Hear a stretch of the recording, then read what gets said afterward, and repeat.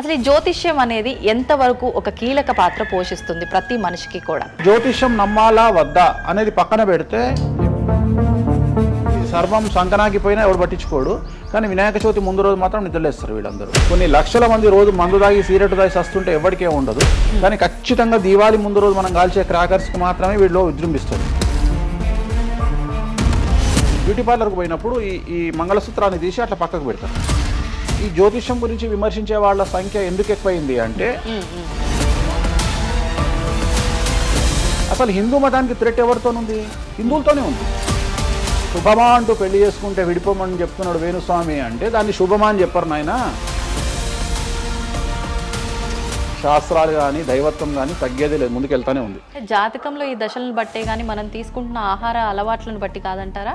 ఏం తినని వాళ్లకు కూడా క్యాన్సర్స్ వస్తాయి. అంతెందుకు, కరోనాలో మంచి మంచోడు చచ్చిపోయారు, తాగుబోతులు ఎవరు తావాలా? అవును. దేవుడు అనేవాడు నీ జాతకాన్ని రాసిండు, నీ తలరాత రాయలే. ఈ మధ్య కాలంలో దశమహావిద్యల అమ్మవార్ల గురించి చాలా ఎక్కువగా వింటున్నాం. ఎవరు అసలు ఈ దశమహావిద్యలు, ఎందుకు ఆరాధించొద్దు అందరూ? సో దశమహావిద్యలు అనేవి ఇవాళ కొత్తవి కావు.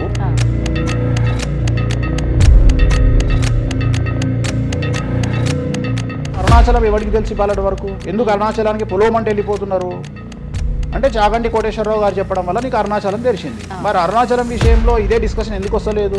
దశమహావిద్యలో నాన్ వెజ్ పెడతారు అనగానే ఇక నాన్ వెజ్ ప్రపంచంలో ఎవరు తిననట్టు, అసలు అదేదో తప్పైనట్టు, ఇక లిక్కర్ ఎవరు తాగలేనట్టు. రాముడు క్షత్రియుడు, మాంసం తినలేదా?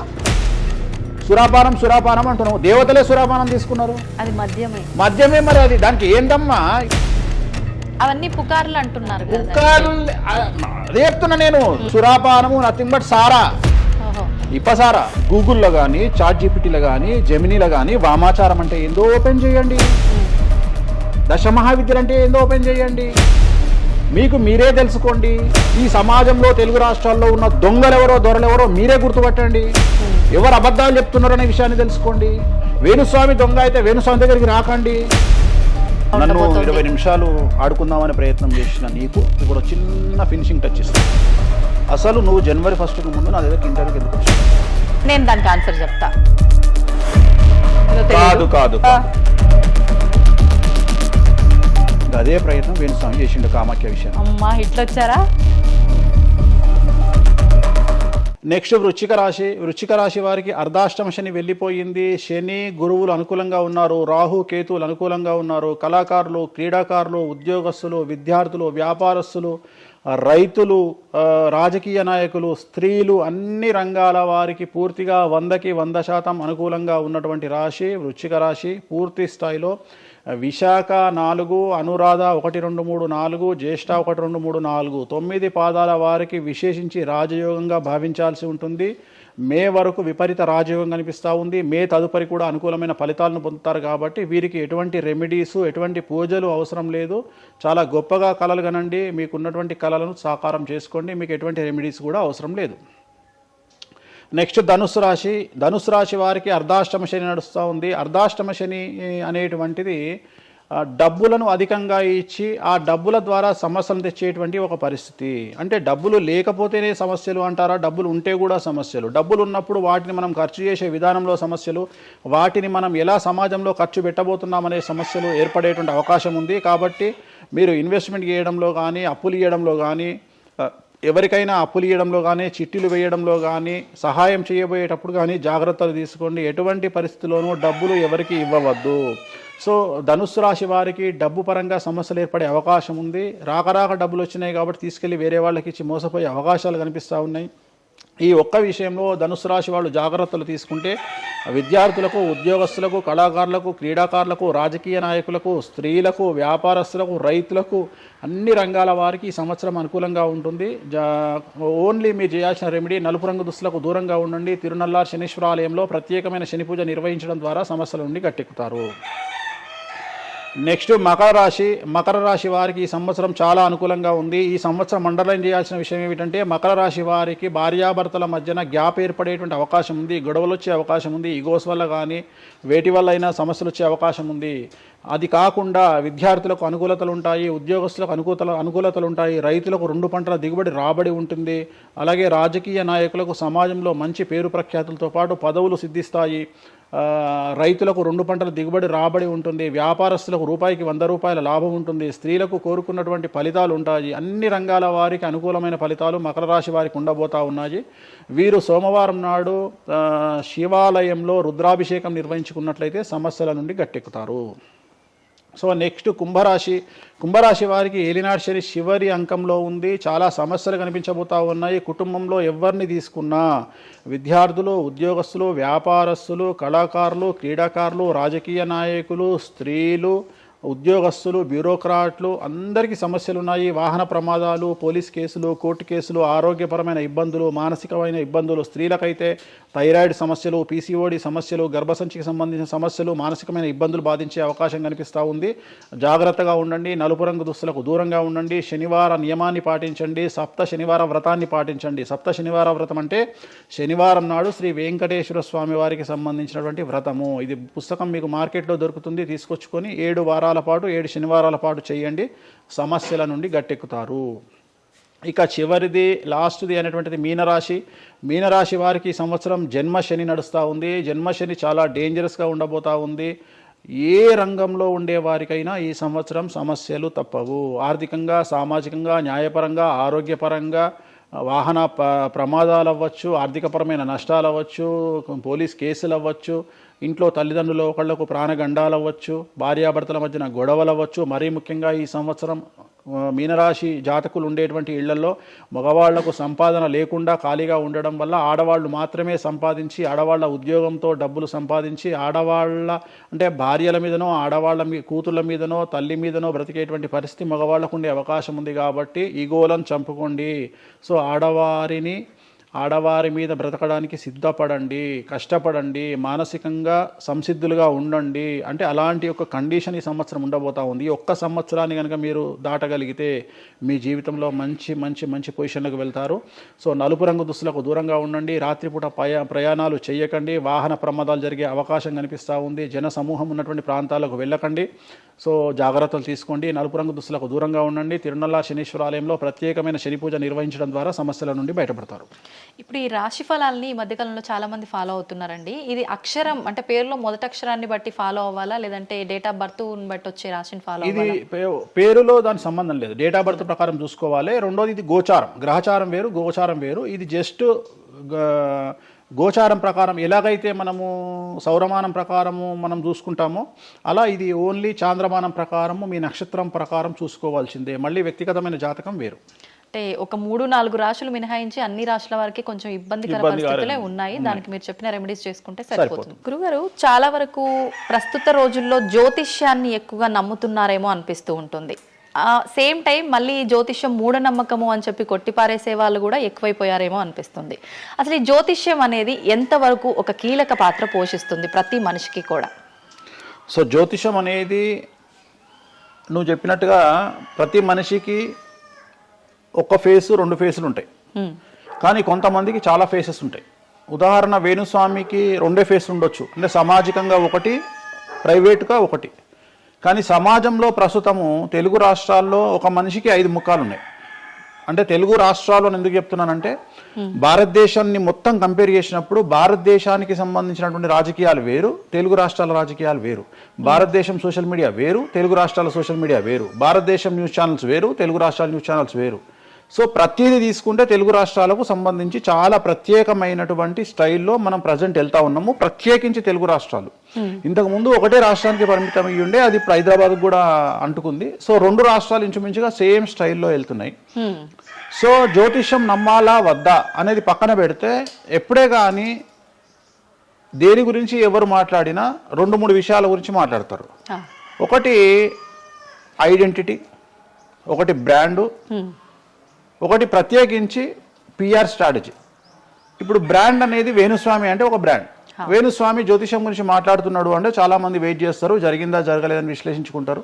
అదొక పద్ధతి. వేణుస్వామిని విమర్శించే వాళ్ళు ఏం చేస్తారంటే వాళ్ళు ఐడెంటిటీ క్రైసిస్లో ఉంటారు. సో వాళ్ళు వేణుస్వామిని విమర్శించినా లేకపోతే ఒక పెద్ద వ్యక్తిని విమర్శించినా వాళ్లకు దానివల్ల ఐడెంటిటీ వస్తుంది. మామూలుగా వాళ్ళు విమర్శిస్తే ఎవడు పట్టించుకోడు, వేణుస్వామిని విమర్శిస్తే పట్టించుకుంటారు. అలా కాకుండా కొంతమంది ఇది ఏమంటారు హేతువాదులు అనొచ్చు, లేదంటే నాస్తికులు అనొచ్చు, ఇంకోటి అనొచ్చు. సో వీళ్ళందరూ ఏంటంటే ప్రత్యేకించి హిందూ మతానికి సంబంధించిన జ్యోతిష్యం గురించి మాట్లాడతారు, హిందూ మతానికి సంబంధించిన పండుగలు వినాయకుని గురించి మాట్లాడతారు.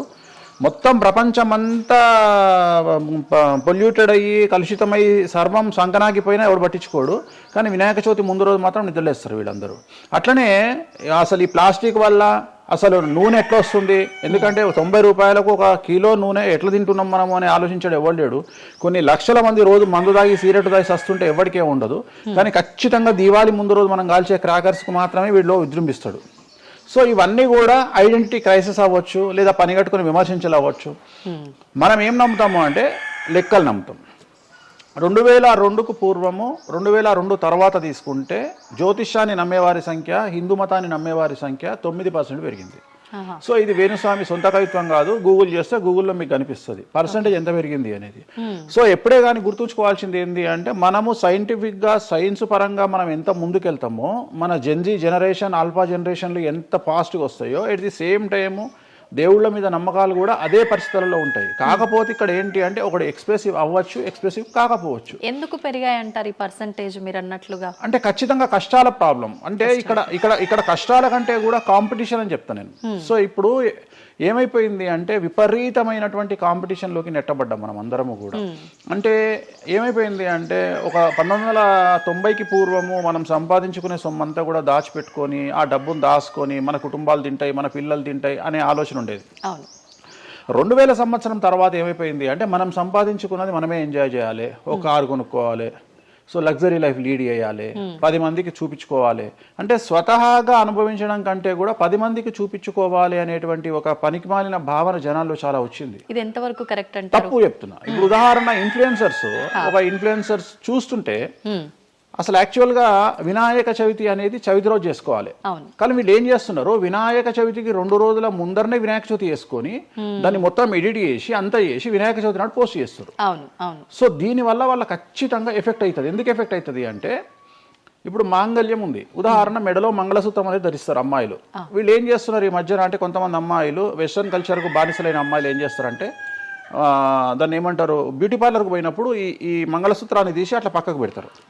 సో మళ్ళీ ఎప్పుడైతే నువ్వు ఆ మంగళసూత్రాన్ని వేసుకుంటున్నావో ఆ సమయం కనుక మంచిది కాకపోతే ఎఫెక్ట్ అవుతుంది ఫ్యామిలీ. సో అందుకని నువ్వు చేసేటువంటి వినాయక చవితి పూజ కరెక్ట్ సమయంలో చేయకపోతే అది నెగిటివ్ అయ్యేటువంటి అవకాశం ఉంది. సో ఇట్లా ఇన్ఫ్లుయెన్సర్స్ ఉదాహరణ ఇప్పుడు జనరల్గా బేసిక్గా మనము ఒక యూరోప్ కంట్రీకి పోతున్నాము, ఒక దుబాయ్కి పోతున్నాము అంటే మనం అక్కడికి పోయినాక షాపింగ్ చేస్తాం. కానీ ఇప్పుడు ఉన్నటువంటి జనరేషన్లో వీళ్ళందరూ ఏంది ఇక్కడ షాపింగ్ చేసి మళ్ళీ అక్కడ షాపింగ్ చేస్తారు. అంటే చాలా విచిత్రం అయిపోయింది. అంటే ఖచ్చితంగా సంవత్సరానికి ఒక 10 డొమెస్టిక్ టూర్లు, ఖచ్చితంగా సంవత్సరానికి ఒక 5 ఇంటర్నేషనల్ టూర్స్. ఇవన్నీ దేనికోసము అంటే సమాజానికి మా దగ్గర డబ్బులు ఉన్నాయి అని చూపించుకోవడం కోసము, సో ఆర్భాటాల కోసము. సో నేను జనరల్గా ఏం చెప్తా అంటే first build your own brand. First brand build చేసుకున్నాక తర్వాత నువ్వు బ్రాండ్లకు అలవాటుగా. ఇప్పుడు ఒక అనామకుడు ఒక మామూలు మనిషి రేంజ్ రోవర్ కార్ వేసుకొని వస్తే జనాలందరూ రేంజ్ రోవర్ కార్ను చూస్తారు. అదే ఒక సూపర్ స్టార్ ఒక ప్రభాస్ ఒక మహేష్ బాబు వస్తే మహేష్ బాబుని చూస్తారు, ప్రభాస్ని చూస్తారు, కానీ కార్ను చూడరు. సో నేనేమంటే ఫస్ట్ నువ్వు దాన్ని తయారు చేసుకో. ఇప్పుడు ఉదాహరణ ఒక బాలీవుడ్ హీరోయిన్ ఉంది, ఆ బాలీవుడ్ హీరోయిన్ ఒక ఎల్వీ హ్యాండ్ బ్యాగ్ వేసుకుంది, సపోజ్ అది ఫేకే అనుకుందాం, బట్ జనాలు అందరూ అది ఒరిజినల్ అనుకుంటారు. అదే ఒక మామూలు అమ్మాయి నిజంగానే ఎల్వీ బ్రాండ్ వేసుకుంది, కానీ అది ఫేక్ అనుకుంటారు. సో అందుకని ఫస్ట్ నీ బ్రాండ్ నువ్వు నిలబెట్టుకున్న తర్వాత అప్పుడు నువ్వు బ్రాండ్స్ జోలికి వెళ్ళు. ఇప్పుడు సో ప్రస్తుతం సమాజంలో ఈ జ్యోతిష్యం గురించి విమర్శించే వాళ్ళ సంఖ్య ఎందుకు ఎక్కువైంది అంటే వాళ్ళకు వ్యక్తిగతమైన అంశాలు చాలా ఉంటాయి. They want subject. అంటే ఏమైపోయింది ఇప్పుడు ఎగ్జాంపుల్ ఇప్పుడు నేనే ఒక యూట్యూబ్ ఛానల్ పెట్టుకున్నా, నన్ను నేను ఓన్గా జర్నలిస్ట్గా నన్ను నేను గుర్తించుకున్నా, నాకు సబ్జెక్ట్ కావాలి అంటే అట్లీస్ట్ నేను ప్రతిరోజు కనీసం ఒక 10 నుండి 15 వీడియోలు చేయాలి అంటే నాకు ఆ మనిషితో పని లేదు, ఆ వ్యవస్థతో పని లేదు, ఆ సబ్జెక్టుతో పని లేదు. నేను రాకెట్ గురించి నేనే మాట్లాడతా, జ్యోతిష్యం గురించి నేనే మాట్లాడతా, రైతు గురించి నేనే మాట్లాడతా, పిడకల గురించి నేనే మాట్లాడతా. అంటే లాస్ట్కు నాకు కావాల్సింది ఏంది అంటే నాకు వ్యూవర్స్ కావాలి. అట్లీస్ట్ నాకు నేను పెట్టే సబ్జెక్టుకు నాకు తెలియకున్నా సరే దాని గురించి కంటి చూపు గురించి నేనే మాట్లాడతా, క్యాన్సర్ గురించి నేనే మాట్లాడతా, ఎయిడ్స్ గురించి నేనే మాట్లాడతా. అంటే కాదేది విమర్శకు అనర్హం. అంటే నీకు సబ్జెక్టు తెలుసా తెలియదా అంటే ఇంగితం ఉండేవాడు కంట్రోల్ చేసుకో. ఇప్పుడు నాకు సిగ్గు శరము ఇంగితం ఉంది. నేను ఇప్పుడు ఆ కెమెరామెన్ తీసేటువంటి కెమెరాకు సంబంధించి ఆయన ఎట్లా పెట్టాలి ఫోకస్, ఆయన లెన్స్ ఎంత అడ్జస్ట్ చేసుకుంటాడు ఏంది అనేది నాకు సంబంధం లేని వ్యవహారం. కానీ నేను అసలు దానిలోకి వెళ్ళను. కానీ అదే విశ్లేషకుల పేరుతో ఉండేటువంటి యూట్యూబ్ ఛానల్స్ అవ్వచ్చు, ఇంకొకళ్ళు అవ్వచ్చు, వాళ్ళు ఏం చేస్తారు, దాన్ని కూడా వాళ్ళే జస్టిఫికేషన్ చేస్తారు. అంటే దాన్ని కూడా నువ్వు కెమెరా ఎట్లా పెట్టాలనో కెమెరామెన్కి వీళ్ళు నేర్పిస్తారు, వీళ్ళే డిస్కషన్. ఎందుకు అంటే వాళ్ళకి ఏదో ఒక 10,000 వ్యూవర్షిప్ పోతే ఇట్లా ఓవరాల్గా తీసుకుంటే నెలకి ఇంత వెళ్తుంది పైసలు. సో దీని మీద బ్రతికే వాళ్ళు, సో వాళ్ళు ఏం చేస్తారు, వాళ్ళు విమర్శలు చేస్తారు.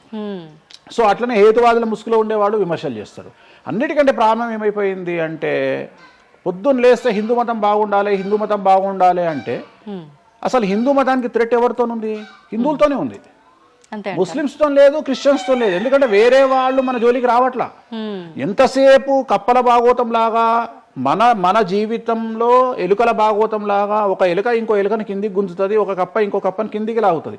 అట్లనే హిందువులలో వేణుస్వామి ఆస్ట్రాలజికల్ ప్రిడిక్షన్స్ లో మంచిగా ఉన్నాడు అంటే వేణుస్వామి చెప్పింది ఏదైనా జరిగినప్పుడు వేయడానికి ఎవరికి మనసు రాదు. కానీ వేణుస్వామిని విమర్శించడానికి పొలోమంటే అందరూ వచ్చేస్తారు. అంటే మరి నేను హిందువునే కదా, నన్ను కిందికి లాగేవాడు హిందువే కదా, మరి ఇక్కడ హిందూ మతం ఏమవుతుంది? ఇప్పుడు సమాజంలో నేను అబ్జర్వ్ చేస్తున్నా, గత కొన్ని రోజుల నుండి, ఒక 6 నెలల నుండి, సంవత్సరం నుండి Telugu media in the sense నేను లోకల్ సోషల్ మీడియాలో హిందూ మతాల పేరు మీద కొత్త వర్షన్ వచ్చింది. ఏంటి అంటే హిందూ ఆచార వ్యవహారాలను విమర్శించడము చాలా కామెడీ అయిపోయింది. ఒక ఆయన ఈ మధ్యలో ఇంటర్వ్యూ చూసాను నేను, అసలు దుర్గమాల లేదంటాడు ఆయన. నేను షాక్ అయినా, నేను ఇనుంటావు నువ్వు కూడా. నాకు ఆశ్చర్యం అనిపించింది. దుర్గమాల లేదు అంటే అమ్మవారి మాల, జనరల్ గా భవానీ మాల కరెక్ట్ వర్డ్, భవానీ మాల లేనే లేదు, అసలు చరిత్రలో లేదు అంటాడు. అంటే సమాజము ఏదో విధంగా భక్తి మార్గం వైపు వెళ్తుంది అంటే నువ్వు సంతోషంగా ఫీల్ అవ్వాలి. కానీ దాన్ని కూడా విమర్శించేవాడు. ఎందుకంటారు ఇలా అంటే వీళ్ళందరూ పండితులు కాదు, వీళ్ళందరూ standing comedians or sitting comedians. ఒక ఆయన కూర్చొని మాటలు చెప్తాడు, వాళ్ళు నవ్వడం స్టార్ట్ కాగానే ఈయన మర్చిపోతాడు. ఇక ఈయనను మర్చిపోయి, అంటే ఆడవాళ్ళు నవ్వుతుంటారు, మగవాళ్ళు నవ్వుతుంటే ఈయన ఆనందానికి పరవశుడు అయ్యి ఇంకా వాళ్ళు నవ్వుతున్నారు కదా అని రెచ్చిపోయి ఇంకా గ్రహాలు లేవు, దేవుడు లేడు, ఏది ఒక బ్రాహ్మణుడు అయ్యుండి ఒక పండితుడు అయ్యుండి టోటల్ మన సబ్జెక్టుకు వ్యతిరేకంగా మాట్లాడుతూ ఉంటాడు. అట్లనే ఆయన ఎవరో భవానీమాల లేదు అంటాడు. నీకు వచ్చిన నష్టమేముంది? నువ్వు మొగోడివైతే భవానీమాల కాదు, ఎవరైతే కోయంబత్తూరులో ఈషా ఫౌండేషన్లో లింగభైరవ అమ్మవారు లేదని చెప్పు, అది నీ గొప్పతనం. నిజంగా లింగభైరవ అమ్మవారు లేనప్పుడు లేదని చెప్పు. ఆమె క్రియేటెడ్ గాడు, చెప్పొచ్చు కదా లేదు అని. ఎందుకంటే అక్కడ భయం ఏంటంటే ఎవరు తంతడు అని. వీళ్ళ భయం అంటే ఏంటంటే ఎక్కడైతే ఎవడు వీళ్ళకి అడ్డు రాడో అక్కడికి వస్తాడు. వీళ్ళకి ఒరిజినల్ సబ్జెక్ట్ మాట్లాడే దమ్ము లేదు.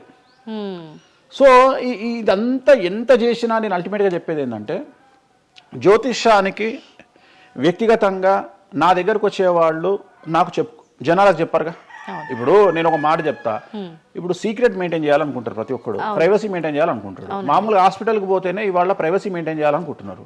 అది అట్లీస్ట్ తలకాయ పిగిపోయినా వాళ్ళు దే వాంట్ ప్రైవసీ. అంటే కారు డైరెక్ట్గా B1కి వెళ్ళిపోతుంది, పైకి వెళ్ళిపోతారు, డాక్టర్ని కలుస్తారు, వస్తారు.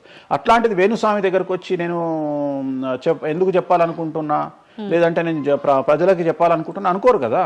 ఎవరో ఒకళ్ళు వేణుస్వామి దగ్గరికి వెళ్ళినప్పుడు కొన్నిసార్లు కొన్ని వీడియోలు తీసినప్పుడు 100 మందిలో ఒక వీడియో తీసినప్పుడు ఆ వీడియో పోస్ట్ చేస్తాము, దానివల్ల నా దగ్గరకు వచ్చినట్టు తెలుస్తుంది. కానీ 99% నా దగ్గరకు వచ్చినట్టు తెలియదు. నా దగ్గరికే కాదు, జ్యోతిషం అనేది ఎక్స్ట్రీమ్గా జనాల్లోకి వెళ్తున్నది. ఎట్ ది సేమ్ టైం భక్తి అనేది జనాల్లోకి వెళ్తున్నది. దాన్ని భయం అంటమా భక్తి అంటమా పక్కన పెడితే ఈరోజు జనాలు ముక్కోటి కానీ ఇతరత్ర పండుగలు కానీ జనవరి 1 కానీ జనాలు విపరీతంగా దేవాలయాల్లో ఉంటున్నారు. అంటే జనాలకు దేవుడి మీద కానీ శాస్త్రాల మీద కానీ వచ్చినటువంటి నమ్మకము, ఈ నమ్మకాన్ని ఎవరో ఒకళ్ళు వచ్చి టీవీలో కూర్చొని చెప్పినంత మాత్రాన పోదు. సో ఇది జనాల్లోకి విపరీతంగా వెళ్తానే ఉంటుంది. జనాలు ఎప్పుడే కానీ ఎంత వెస్టర్న్ కల్చర్కి వెళ్ళినా నమ్మకము అనేది ఒకటి ఉంటుంది. మనల్ని నమ్మించేది, మనల్ని బ్రతికించేది నమ్మకము. ఈ నమ్మకం లేకపోతే మనకు జీవితం లేదు. సో ఈ జ్యోతిష్యము అనేది అంధకార బంధురంలో ఉండేటువంటి ఒక వ్యక్తిని బయటకు తీసుకురావడానికి, జరగబోయేటువంటి నష్టాన్ని చెప్పడానికి మాత్రమే పనికి వచ్చేటువంటి శాస్త్రము. అంతేగాని నువ్వు 50 ఏళ్లకు నరుకుతావు, 40 ఏళ్లకు కారు కొంటావు, ఈ సొల్లు పురాణం చెప్పాల్సిన పని లేదు. జరగబోయేటువంటి నష్టాన్ని గనక చెప్పగలిగితే జ్యోతిష్యము దాన్ని సరి చేసుకోవడంతో పాటు మానసికంగా స్ట్రాంగ్ అవ్వడానికి ఆ వ్యక్తికి చాలా చాలా చాలా ఉపయోగపడుతుంది. భార్యాభర్తలు తన్నుకొని చస్తారు, విడిపోతారు అని చెప్పడంలో ఉద్దేశము మీరు విడిపోండి అని కాదు. భార్యాభర్తల్లో అట్లీస్ట్ జనరేషన్ ను బట్టి ఈ రోజు భర్త అనేవాడు కాంప్రమైజ్ అయ్యి భార్య తిట్టినా పడి ఉంటాడు అని ఇక్కడ ఉద్దేశము. అంటే ఒకప్పుడు భార్యకు భర్తకు పెళ్లికి కనీసం 10 సంవత్సరాల గ్యాప్ ఉండేది. ఎందుకు అంటే భార్య అనే అమ్మాయి చిన్నపిల్లగా ఉంటే భర్త అనేవాడు ఒక కూతుర్ని చూసుకుంటాడు అనే ఉద్దేశంతో ఆ పెళ్లిళ్ళు చేసేవాళ్ళు. ఇవాళ ఏం చేస్తున్నారు, ఇద్దరికి 6 నెలలు తేడా ఉండదు. సో ఇద్దరు టెంపర్మెంట్ లో వెళ్తారు, ఇద్దరు గొడవలు పడతారు. సో ఈ కండిషన్ లో వాళ్ళిద్దరు విడిపోయేటువంటి తత్వం వైపు వెళ్తారు. కాబట్టి మొదలే మీ జాతకాలు బాగాలేవు, మీకు విడిపోయే అవకాశం ఉంది అంటే మిమ్మల్ని విడిపోమని చెప్పడం కాదు. ఇక్కడ మీరు జాగ్రత్తగా ఉండండి, కాంప్రమైజ్ కండి, ఈగోస్ పక్కన పెట్టండి, మీ పొసెసివ్నెస్ ను పక్కన పెట్టండి. సో ఆర్థికపరమైనటువంటి అంశాల్లో క్యాలిక్యులేటెడ్గా ఉండండి, తన్నుకొని చావకండి, విడిపోకండి అని మొదలే వాళ్ళని హెచ్చరించడం అనేటువంటిది దీంట్లో భాగము. కానీ ఇవాళ ఏమంటున్నారు, శుభమా అంటూ పెళ్లి చేసుకుంటే విడిపోమని చెప్తున్నాడు వేణుస్వామి అంటే దాన్ని శుభమా అని చెప్పరు నాయన. ప్రతి ఒక్కళ్ళకి అదే చెప్తున్నారు. ఆ మాతకు వస్తే మీరు పొద్దున్న లేస్తే 100 పెళ్లిలలో 80 పెళ్లిళ్ళు డివోర్స్ అవుతున్నాయి. మరి దీని మీద మీరే కదా డిబేట్ పెడతారు. సో ఇదంతా ఏంటంటే ఒక వ్యక్తిని విమర్శించాలనుకున్నప్పుడు వాళ్ళు ఏదైనా తీసుకురావచ్చు. దాన్ని రామ అంటే దాన్ని చిన్న పదాలు మారిస్తే ఆ రామ అనేది ఒక బ్యాడ్ వర్డ్ అవుతుంది. సో దాన్ని ఎట్లంటే అట్లా చేసుకొని పోవచ్చు. కానీ ప్రస్తుతం దేశ కాలమాన పరిస్థితులలో జ్యోతిష్యం కానీ శాస్త్రాలు కానీ దైవత్వం కానీ తగ్గేదే లేదు, ముందుకెళ్తానే ఉంది. ఇప్పుడు ఒక మనిషి జననం దగ్గర నుంచి చనిపోయే వరకు జాతకం అనేది కొన్ని సందర్భాల్లో మాత్రమే చూడాలి అని చెప్పి ఒకప్పటి కాలంలో చెప్పేవారట. కానీ ఇప్పుడు మాత్రం పుట్టిన దగ్గర నుంచి ఎప్పుడు ఏ చిన్న సమస్య వచ్చినా జాతకం చూపించుకోవడము, అసలు ఇది మన సాంప్రదాయంలో లేనే లేదు అంటున్నారు. ఇది ఎంతవరకు వాస్తవం? నేను లాస్ట్ ఇయర్ ఒక హీరోకు ఒక బిడ్డ పుడితే నేను చెప్పినప్పుడు చాలా మంది మేధావులు వచ్చి నన్ను విమర్శించారు. చిన్న పాపకు జాతకం చెప్తారా ఎవడన్నా అని. నీకు తెలిసే ఉంటే కృష్ణదేవరాయల ఆస్థానం కానీ ఇతర రాజులు పెద్ద పెద్ద రాజుల ఆస్థానంలో కానీ ఆస్థాన సిద్ధాంతి అని ఉండేవాడు. వాళ్ళు ఏం చేసేవాళ్ళు అంటే రాణికి కూతురు పుట్టిన కొడుకు పుట్టిన వాళ్ళు వచ్చి మొత్తం లైఫ్కు సంబంధించిన జాతకాన్ని రాసేవాళ్ళు. పుట్టడంతోనే ఈ అసలు పుట్టిన రోజే రాసేవాళ్ళు. వీళ్ళు ఏమైతారు, ఈయన జీవితంలో ఏమైతాడు, దొంగ అవుతాడా, మంచోడు అవుతాడా, రాజు అవుతాడా, లంగ అవుతాడా, క్రికెటర్ అవుతాడా అంటే ఆ దేశకాలం మన ప్రశ్న బట్టి అప్పుడు. సో దాన్ని ఇప్పుడు కన్వర్షన్ చేసుకుంటే ఇప్పుడు మేము రాసే జాతకంలో ఇప్పుడు వీడు ఇంజనీర్ అవుతాడా, డాక్టర్ అవుతాడా, ఎంటర్ప్రెన్యూర్ అవుతాడా, ఉద్యోగస్తుడు అవుతాడా. సో ఇవన్నీ అంచనా వేగ ఒక మనిషి పుట్టినప్పటి నుండి లగ్నాన్ని బేస్ చేసుకొని 1వ నెంబరు అంటే లగ్నము నుండి 12వ నెంబరు అంటే వ్యయము 1 నుండి 12 గడులను కనుక తీసుకొని రాస్తే ఆ మనిషి ఎప్పుడు పుట్టి ఏమేం చేస్తాడు, ఎప్పుడు చనిపోతాడు అనేది వెరీ క్లియర్గా మెన్షన్ చేయవచ్చు. సో ప్రతి రోజు జాతకాన్ని వేసుకోవచ్చు, ప్రతి నెల జాతకాన్ని వేసుకోవచ్చు. గోచారము గ్రహచారము అని 2 ఉంటాయి. గోచారము అంటే ప్రస్తుతం జరిగేటువంటి గ్రహాల యొక్క గమనం ఏ విధంగా ఉంది అని తెలియజేసేది గోచారము. గ్రహచారము అంటే పుట్టినప్పుడు దాన్ని బేస్ చేసుకొని రాసేది గ్రహచారము. జనరల్ గా తెలుగు రాష్ట్రాల్లో చాంద్రమానాన్ని మాత్రమే బేస్ చేసుకొని జాతకాలు రాస్తారు. కానీ వేణుస్వామి ఒక్కడే చాంద్రమానము, సౌరమానము, బార్హస్పత్యమానము అనే 3 విభాగాలను బేస్ చేసుకొని జాతకాలు రాస్తాడు. చాంద్రమానము అంటే చంద్రుడిని బేస్ చేసుకొని రోజున్నర పాటు చంద్రుడు ఒక రాశిలో ఉండేదాన్ని చాంద్రమానము అంటారు. ఇది మన దక్షిణ భారతదేశంలో వాడతాము. సౌరమానము అంటే సూర్యుడు, రవి ఒక నెలలో ఒక రాశిలో ఉంటాడు, దాన్నే మనం సౌరమానము అంటాము. అలాగే బార్హస్పత్యమానము అంటే బృహస్పతిమానము, సంవత్సరం పాటు గురువు ఒక రాశిలో ఉండేదాన్ని బార్హస్పత్యమానము అంటాము. మనము పుట్టినప్పటి నుండి కనీసము నాకు తెలిసి గత 1000 సంవత్సరాలు లేనటువంటి చరిత్ర ఈ సంవత్సరము 2026లో మనం చూడబోతా ఉన్నాము. గురువు ఒకే సమయములో 6 నెలల్లో 3 రాసుల్లోకి ప్రవేశిస్తా ఉన్నాడు. అంటే జనరల్ అర్థం కాదు, అసలు మనం ఎప్పుడు చూడలే. అందుకనే ఈ సంవత్సరం చాలా పెను సంచలనాలు ఉంటాయి. 2026లో గురువు మిథునం, కర్కాటకం, సింహం 3 రాశుల్లోకి వచ్చి మళ్ళీ రివర్స్ వస్తున్నాడు కర్కాటకానికి. సో చాలా విచిత్రమైనటువంటి ఒక గమనాన్నిగా మనం చూడాల్సి వస్తుంది. ఇది చాలా పెను సంచలనము. పెను సంచలనాలకు అంటే సృష్టిలోనే ఒక విచిత్రమైనటువంటి అనుభూతిని మనం పొందబోతా ఉన్నాము, మంచి చెడులు పక్కన పెడితే. సో ఇలాంటి పరిస్థితి నుండి జాతకాలను విశ్లేషించడము ఇవన్నీ కూడా నడుస్తాయి. ఇప్పుడు కొన్నిసార్లు మనిషి కొన్ని సందర్భాల్లో ఇబ్బంది వచ్చినప్పుడు నా తలరా తింటే భగవంతుడు ఇంకా రాసేశాడు, నేనేం మార్చలేను అంటుంటారు. కొన్నిసార్లు భగవంతుడిని పక్కన పెట్టి, తలరాతను పక్కన పెట్టి మనం గట్టిగా ఒకటి అనుకుంటే అయిపోతుంది అని అంటూ ఉంటారు. మీరు ముందుగానే ఒక శిశువు జననం అయినప్పుడే వాళ్ళ మొత్తం లైఫ్కి సంబంధించిన జాతకం ఇవ్వగలుగుతాము అన్నారు. మరి ఇప్పుడు మధ్యలో ఇప్పుడు చెప్తున్న వాళ్ళ విధానాలను బట్టి మనం అనుకుంటే అయిపోతుంది, ఏదైనా మనం ప్రయత్నం చేస్తే మారుతుంది, భగవంతుడు దాన్ని మార్చేస్తాడు కొన్ని ప్రయత్నాల వల్ల అంటారు. ఈ రెండిట్లో అసలు దేన్ని నమ్మాలంటారు? ఇప్పుడు భగవంతుడు రాసినాడు, మన జాతకము మారదు, మన తలరాత మారదు అని అనుకుంటే అలాంటి వాళ్ళందరినీ మనం చేయాల్సింది ఏంటంటే, వాళ్ళకి ఎవరికైనా హార్ట్ అటాక్ రాగానే వాళ్ళని అట్లనే బెడ్ మీద కూర్చోబెట్టి ఎదురుగా ఫోటో పెట్టి దేవుని మొక్కమని చెప్పాలి. హాస్పిటల్కి ఎవరిని పంపించొద్దు. ఎందుకంటే తలరాత కదా, భగవంతుడు రాసేసిండు కదా. మరి ఎందుకు మరి అనవసరంగా అంబులెన్స్కి ఫోన్ చేయడము, హాస్పిటల్కి వెళ్ళడం ఎందుకు? పని పని కదా. అంటే నీ ప్రయత్నము హార్ట్ అటాక్ వచ్చినా కానీ నిన్ను తీసుకుపోయి హాస్పిటల్లో అడ్మిట్ చేస్తున్నారు. సో హాస్పిటల్లో నిన్ను టైంకు తీసుకుపోవాలా వద్దా అని డిసైడ్ చేసేది జాతకం. నువ్వు బతుకుతావా బ్రతకవా అని డిసైడ్ చేసేది జాతకం. ఇక్కడ నేను తోపు నేను తురుము అని అనుకుంటే నడవదు. నేను తోపు నేను తురుము అనుకోవద్దు. చాలామంది చాలా రకాలుగా కష్టపడతారు. కష్టపడితేనే సుఖపడతాము, కష్టపడితేనే జీవితం అభివృద్ధిలోకి వస్తుంది అనుకుంటే అతి కష్టం పడేది గాడిద. సో అతి కష్టం పడేది డ్రైనేజీలో పనిచేసేటువంటి మున్సిపల్ వర్కర్స్. సో వాళ్లకు ₹1,00,000 రోజుకు జీతం ఇచ్చినా తక్కువ లేదు. అంటే వాళ్ళు ఊడ్చే చెత్త, వాళ్ళు తీసే చెత్త ఈ ప్రపంచంలో ఎవరూ భరించలేరు. అలాంటిది వాళ్ళు చేసే కష్టం మీద కంపేర్ చేస్తే ఈ ప్రపంచంలో ఇక కష్టం చేసే మనుషులే లేరుగా. మరి అలాంటి వారికి మనం ఇచ్చే జీతం ఎంత? 40,000, 50,000. కానీ వాళ్లకు కనీసం నెలకు 40 లక్షలని ఇవ్వాలి. అంటే నువ్వు చేసే కష్టానికి కాకుండా నువ్వు తెలివితో చేసే కష్టానికే విలువ ఎక్కువ. నువ్వు తెలివితో చేసే కష్టానికే విలువ ఎక్కువ. హార్డ్ వర్క్ కాకుండా స్మార్ట్ వర్క్ నమ్ముకోవాలి. ఎగ్జాక్ట్లీ, స్మార్ట్ వర్క్ నమ్ముకోవాలి. సో రెండవది, నేను కష్టపడితే అసలు రానే రాదు. నువ్వు కష్టపడడం కాదు, నువ్వు తెలివిగా కష్టపడు, కసిగా కష్టపడు. సో అందరికంటే భిన్నంగా ముందుకెళ్ళు. సో దీంట్లో లోకులు నీ మీద రాళ్లు వేస్తారు, దీంట్లో లోకులు నిన్ను సమాజంలో టార్గెట్ చేస్తారు. So there is no development in comfortable zone. నువ్వు కంఫర్టబుల్ జోన్ దాటిన తర్వాతనే నీ జీవితంలో నీ కష్టాలు అనేవి స్టార్ట్ అవుతాయి. ఆ కష్టాలు స్టార్ట్ అయిన తర్వాత అభివృద్ధి అనేది ఏర్పడుతుంది. సో నువ్వు ఉద్యోగానికి అలవాటు అయినవు అంటే జీవితంలో నువ్వు ఉద్యోగంలోనే ఉండిపోతావు. నువ్వు రిస్క్ తీసుకొని సంవత్సరం పాటు ఖాళీగా కూర్చోవడానికి ట్రై చేసి నువ్వేదో వ్యాపారం చేసుకోనో ఇంకేదో చేసుకోనో ముందుకు రావడానికి ప్రయత్నం చేస్తే అప్పుడు నువ్వు తోపవుతావు.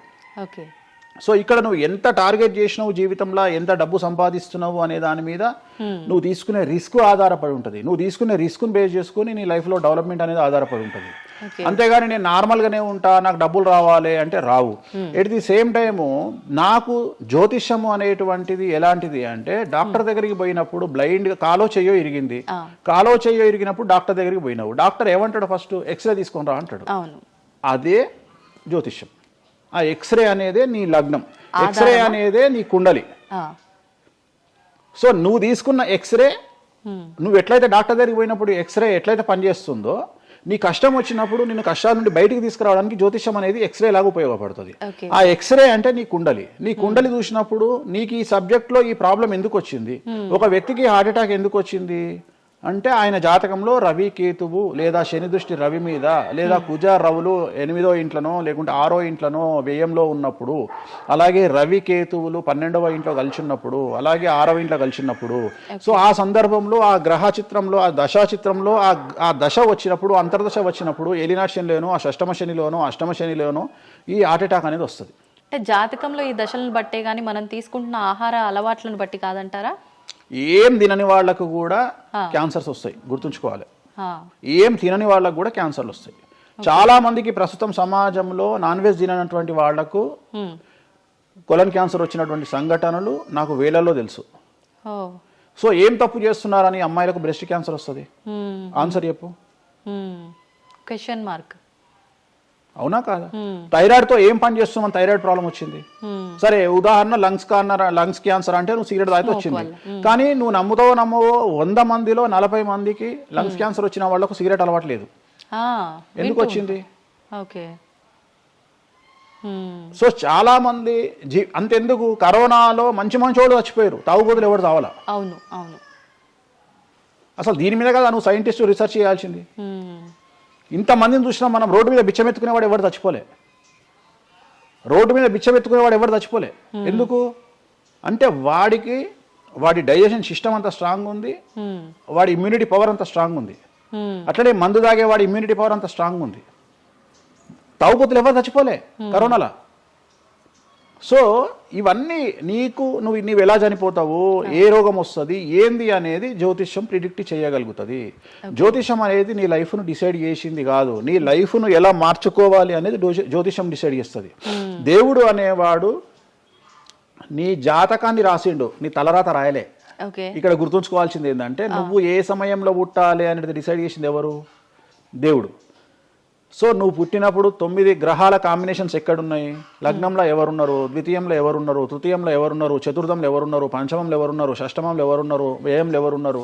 అంటే నీకు ఏ రోగాలు రావాలి, నీకు దోస్తులు ఎట్లాంటి వాళ్ళు ఉన్నారు, నీ కుటుంబంలో నీకు బంధువులతో గొడవలు అయితేయా కావా, నువ్వు డబ్బు ఎంత సంపాదిస్తావు, ఉద్యోగం వల్ల సంపాదిస్తావా, వ్యాపారం వల్ల సంపాదిస్తావా, లేకపోతే బెట్టింగ్లకు పోయి నాశనం చేసుకుంటావా, లేకపోతే వ్యసనపరుడు పోయి నాశనం చేసుకుంటావా, సో అమ్మాయిలకు బానిసైతావా, అంటే ఇట్లాంటివన్నింటిని అనలైజ్ చేయగలిగినటువంటి శక్తి జ్యోతిష్యానికి ఉంది. జ్యోతిష్యము అనేది వేరు కాదు.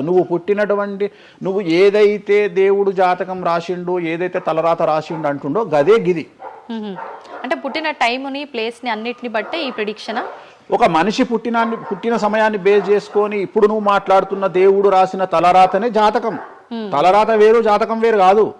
నీ తలరాత అనేది ఈ లగ్నంలో ఉంది, ఈ కుండలిలో ఉంది. దీన్ని బేస్ చేసుకొని, దీన్ని చేతిలో పట్టుకొని నువ్వు ముందుకెళ్తే నీకు ఏ ప్రాబ్లం ఉండదు.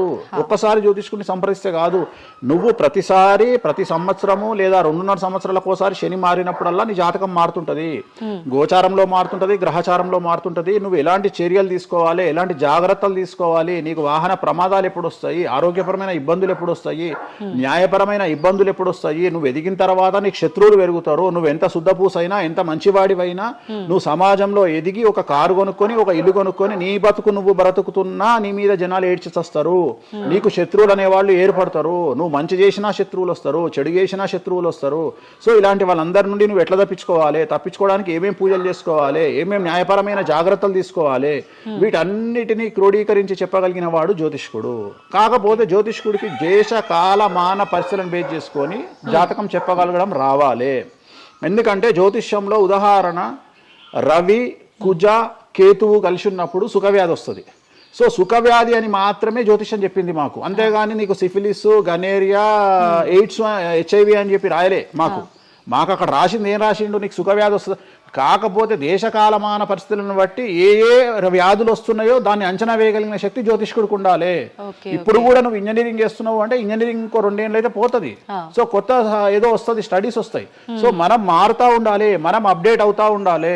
ఎట్లయితే టెక్నాలజీ కోసము, ఎట్లయితే కెమెరా విషయంలో, ఎట్లయితే మైకుల విషయంలో అప్డేట్ అవుతున్నామో మేము కూడా జ్యోతిషం విషయంలో అప్డేట్ కావాలి. కానీ మమ్మల్ని అప్డేట్ అవ్వడానికి ఎవరు మాకు భుజం తట్టేవాళ్ళు కానీ, వెన్ను తట్టేవాళ్ళు కానీ, మమ్మల్ని ఎంకరేజ్ చేసేవాడు కానీ ఉండడు. ఎంతసేపు మా మీద దాడి చేద్దామని చూసేవాడే ఉంటాడు. మేము ఏదైనా విశ్లేషించి కొత్తది చెప్పుదాము అనేటువంటి ప్రయోగం చేయంగానే ఆటోమేటిక్గా రాకెట్ ఫెయిల్ అయితేనేమో సింపతి చూపిస్తారు, మేము చెప్పింది ఫెయిల్ కాగానే దాడి చేస్తారు. సెఫాలజిస్టుల పేరుతోని ప్రతి సంవత్సరము కనీసం ఒక 20-30 మంది ఫెయిల్ అయితేనే ఉంటారు ఎన్నికలలో. వాళ్ళ జోలికి ఎవడు పోడు. కానీ మేము ఎవడన్నా పుసుక్కున్న ఎక్కడన్నా ఎన్నికలు గెలువయ్యి అని చెప్పగానే మా మీద దాడి చేసే వాళ్ళు ఎక్కువ ఉంటారు.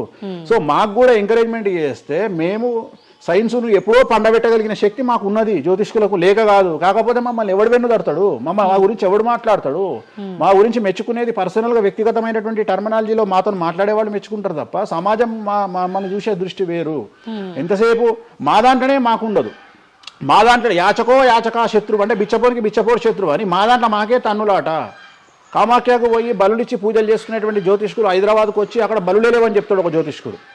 సో ఇట్లా ఎందుకు చెప్తున్నారు అంటే వాళ్ళ కర్మ మనం ఏం చేయలేము. సో ఓవరాల్గా జ్యోతిష్యం అనేది ఏదైనా చరిత్ర సృష్టించగలుగుతుంది. జ్యోతిష్యము అంటే మనిషి యొక్క తలరాతనే జ్యోతిష్యం. ఇప్పుడు మీరు చెప్పిన దాన్ని బట్టి అంతా మనం పుట్టిన టైము ప్లేస్ని బట్టే డిసైడ్ అవుతుంది ఈ ప్రెడిక్షన్ అంతా. అంటే న్యాచురల్గా బర్త్ జరిగితే ఓకే, కానీ ఇప్పుడు అన్ని ముహూర్తాలు పెట్టుకొని టైము అన్ని చూసి చేస్తున్నారు కదా, మరి ఇటువంటి వారికి జాతకం ప్రెడిక్షన్ కరెక్ట్ ఉంటుందా? ఆ ముహూర్తం పెట్టాలి అనేటువంటి టైమింగ్ కూడా ఆయన డిసైడ్ చేస్తాడు దేవుడే. ప్రతిదీ మనం తోపులం అనుకుంటాం, నేను ఓన్గా ఆలోచిస్తున్నా అనుకుంటాడు. ఓకే, అది ఆల్రెడీ డిసైడెడే. నీ మనసులో ఆ భావం రావడానికి, నీ మనసులో ఆ ముహూర్తం పెట్టించుకోవాలి అని అనుకోవడానికి కర్త కర్మక్రియనే భగవంతుడు. మరి ఇది పెళ్లిళ్ళ విషయంలో ఎందుకు వర్తించదు? పెట్టుడు ముహూర్తాల్లో పెళ్లిళ్ళు వద్దు, అదంత సఖ్యతతో ఉండరు భార్యాభర్తలు అంటారు కదా. అసలు ముహూర్తం మంచిదైతే ఎందుకు విడిపోతున్నారు అని ఇప్పుడు కొంతమంది మేధావులు అడుగుతారు. ఫస్ట్ నేను చెప్పే పాయింట్ ఏంటంటే, నీ జాతకాలే కలవకపోతే నువ్వు ఎంత మంచి ముహూర్తంలో చేసుకుంటే ఉంది. నీ జాతకాలు బాగుంటే, మీ జాతకాలు కలిస్తే నువ్వు అష్టమి నాడు పెళ్లి చేసుకున్నా, అమావాస్య నాడు పెళ్లి చేసుకున్నా ఏమీ కాదు. రైట్. సో నేను మాట్లాడే విషయం ఏంటంటే, నీ అబ్బాయి అమ్మాయి జాతకాలు బాగా కుదిరినప్పుడు వాళ్ళ లైఫ్ ఎక్కడో ఉంటుంది. చాలా మంది there is calculated love, calculated relation. అమ్మాయి ఏమనుకుంటుంది, నేను నెలకు 1,50,000 సంపాదిస్తున్నా, నాకు ఖచ్చితంగా 2 లక్షలు సంపాదించే అబ్బాయి కావాలి అనుకుంటుంది. కానీ నన్ను జీవితంలో బాగా చూసుకునే అబ్బాయి కావాలి, నేను కాంప్రమైజ్ అవుతా, నీకు 1,00,000 వస్తుందా, నేను 1,50,000 సంపాదిస్తా, ఇద్దరం కలిసి 2.5 లక్షలతో బతుకుతాము అని ఏ అమ్మాయి అనుకోదు. సో ప్రతి ఒక్కడి క్యాలిక్యులేషన్ ఇదే. అలాగే అబ్బాయి ఏమనుకుంటాడు, నాకు 2 లక్షలు వస్తుంది కానీ నాకు చాలా అందమైన అమ్మాయి కావాలి అనుకుంటాడు. సో ఇక్కడ ఉన్న డిమాండ్కు తగ్గట్టు సప్లై లేదా. సో అప్పుడు ప్రాబ్లం ఏమవుతుంది, ఫైటింగ్. అప్పుడు ఏమవుతుంది అంటే కాంప్రమైజ్ అనేది స్టార్ట్ అవుతుంది. అంటే జ్యోతిష్యుడు జాతకాలు బాగాలేవు అని చెప్పినా ఇనే పరిస్థితులలో వీళ్ళు ఉండరు. రెండవది, జ్యోతిష్కులు కూడా ఏం చేస్తారంటే సాధ్యమైనంత వరకు ముక్కుసూటిగా ఆన్సర్ చెప్పకుండా, కుజదోషం ఉంది, 7వ ఇంట్లో కుజుడున్నాడు, 7వ ఇంట్లో శని కుజులు కలిసి ఉన్నారు, సో చాలా ప్రాబ్లం అవుతుంది. లేదా 7వ ఇంట్లో చంద్రుడు కుజుడు కలిసి ఉన్నారు, సో పిల్లవాడి తల్లి వల్ల సమస్యలు వస్తాయి, లేదా పిల్ల తల్లి వల్ల సమస్యలు వస్తాయి అని వీడు డైరెక్ట్గా అమ్మాయికో అబ్బాయికో చెప్పడు. లేదు మీ ఇద్దరికి సంతాన యోగం లేదు అని చెప్పడు. ఉదాహరణ 9:5 అయింది, ఇద్దరిది అమ్మాయిది అబ్బాయిది, సంతాన యోగం ఉండదు, షష్టాష్టకాలు అయినాయి. వీడేమంటాడు, షష్టాష్టకాలలో శుభ షష్టాష్టకాలు అంటాడు. అంటే విషయంలో మంచి విషయం ఉంటుందా, ఉండదు కదా.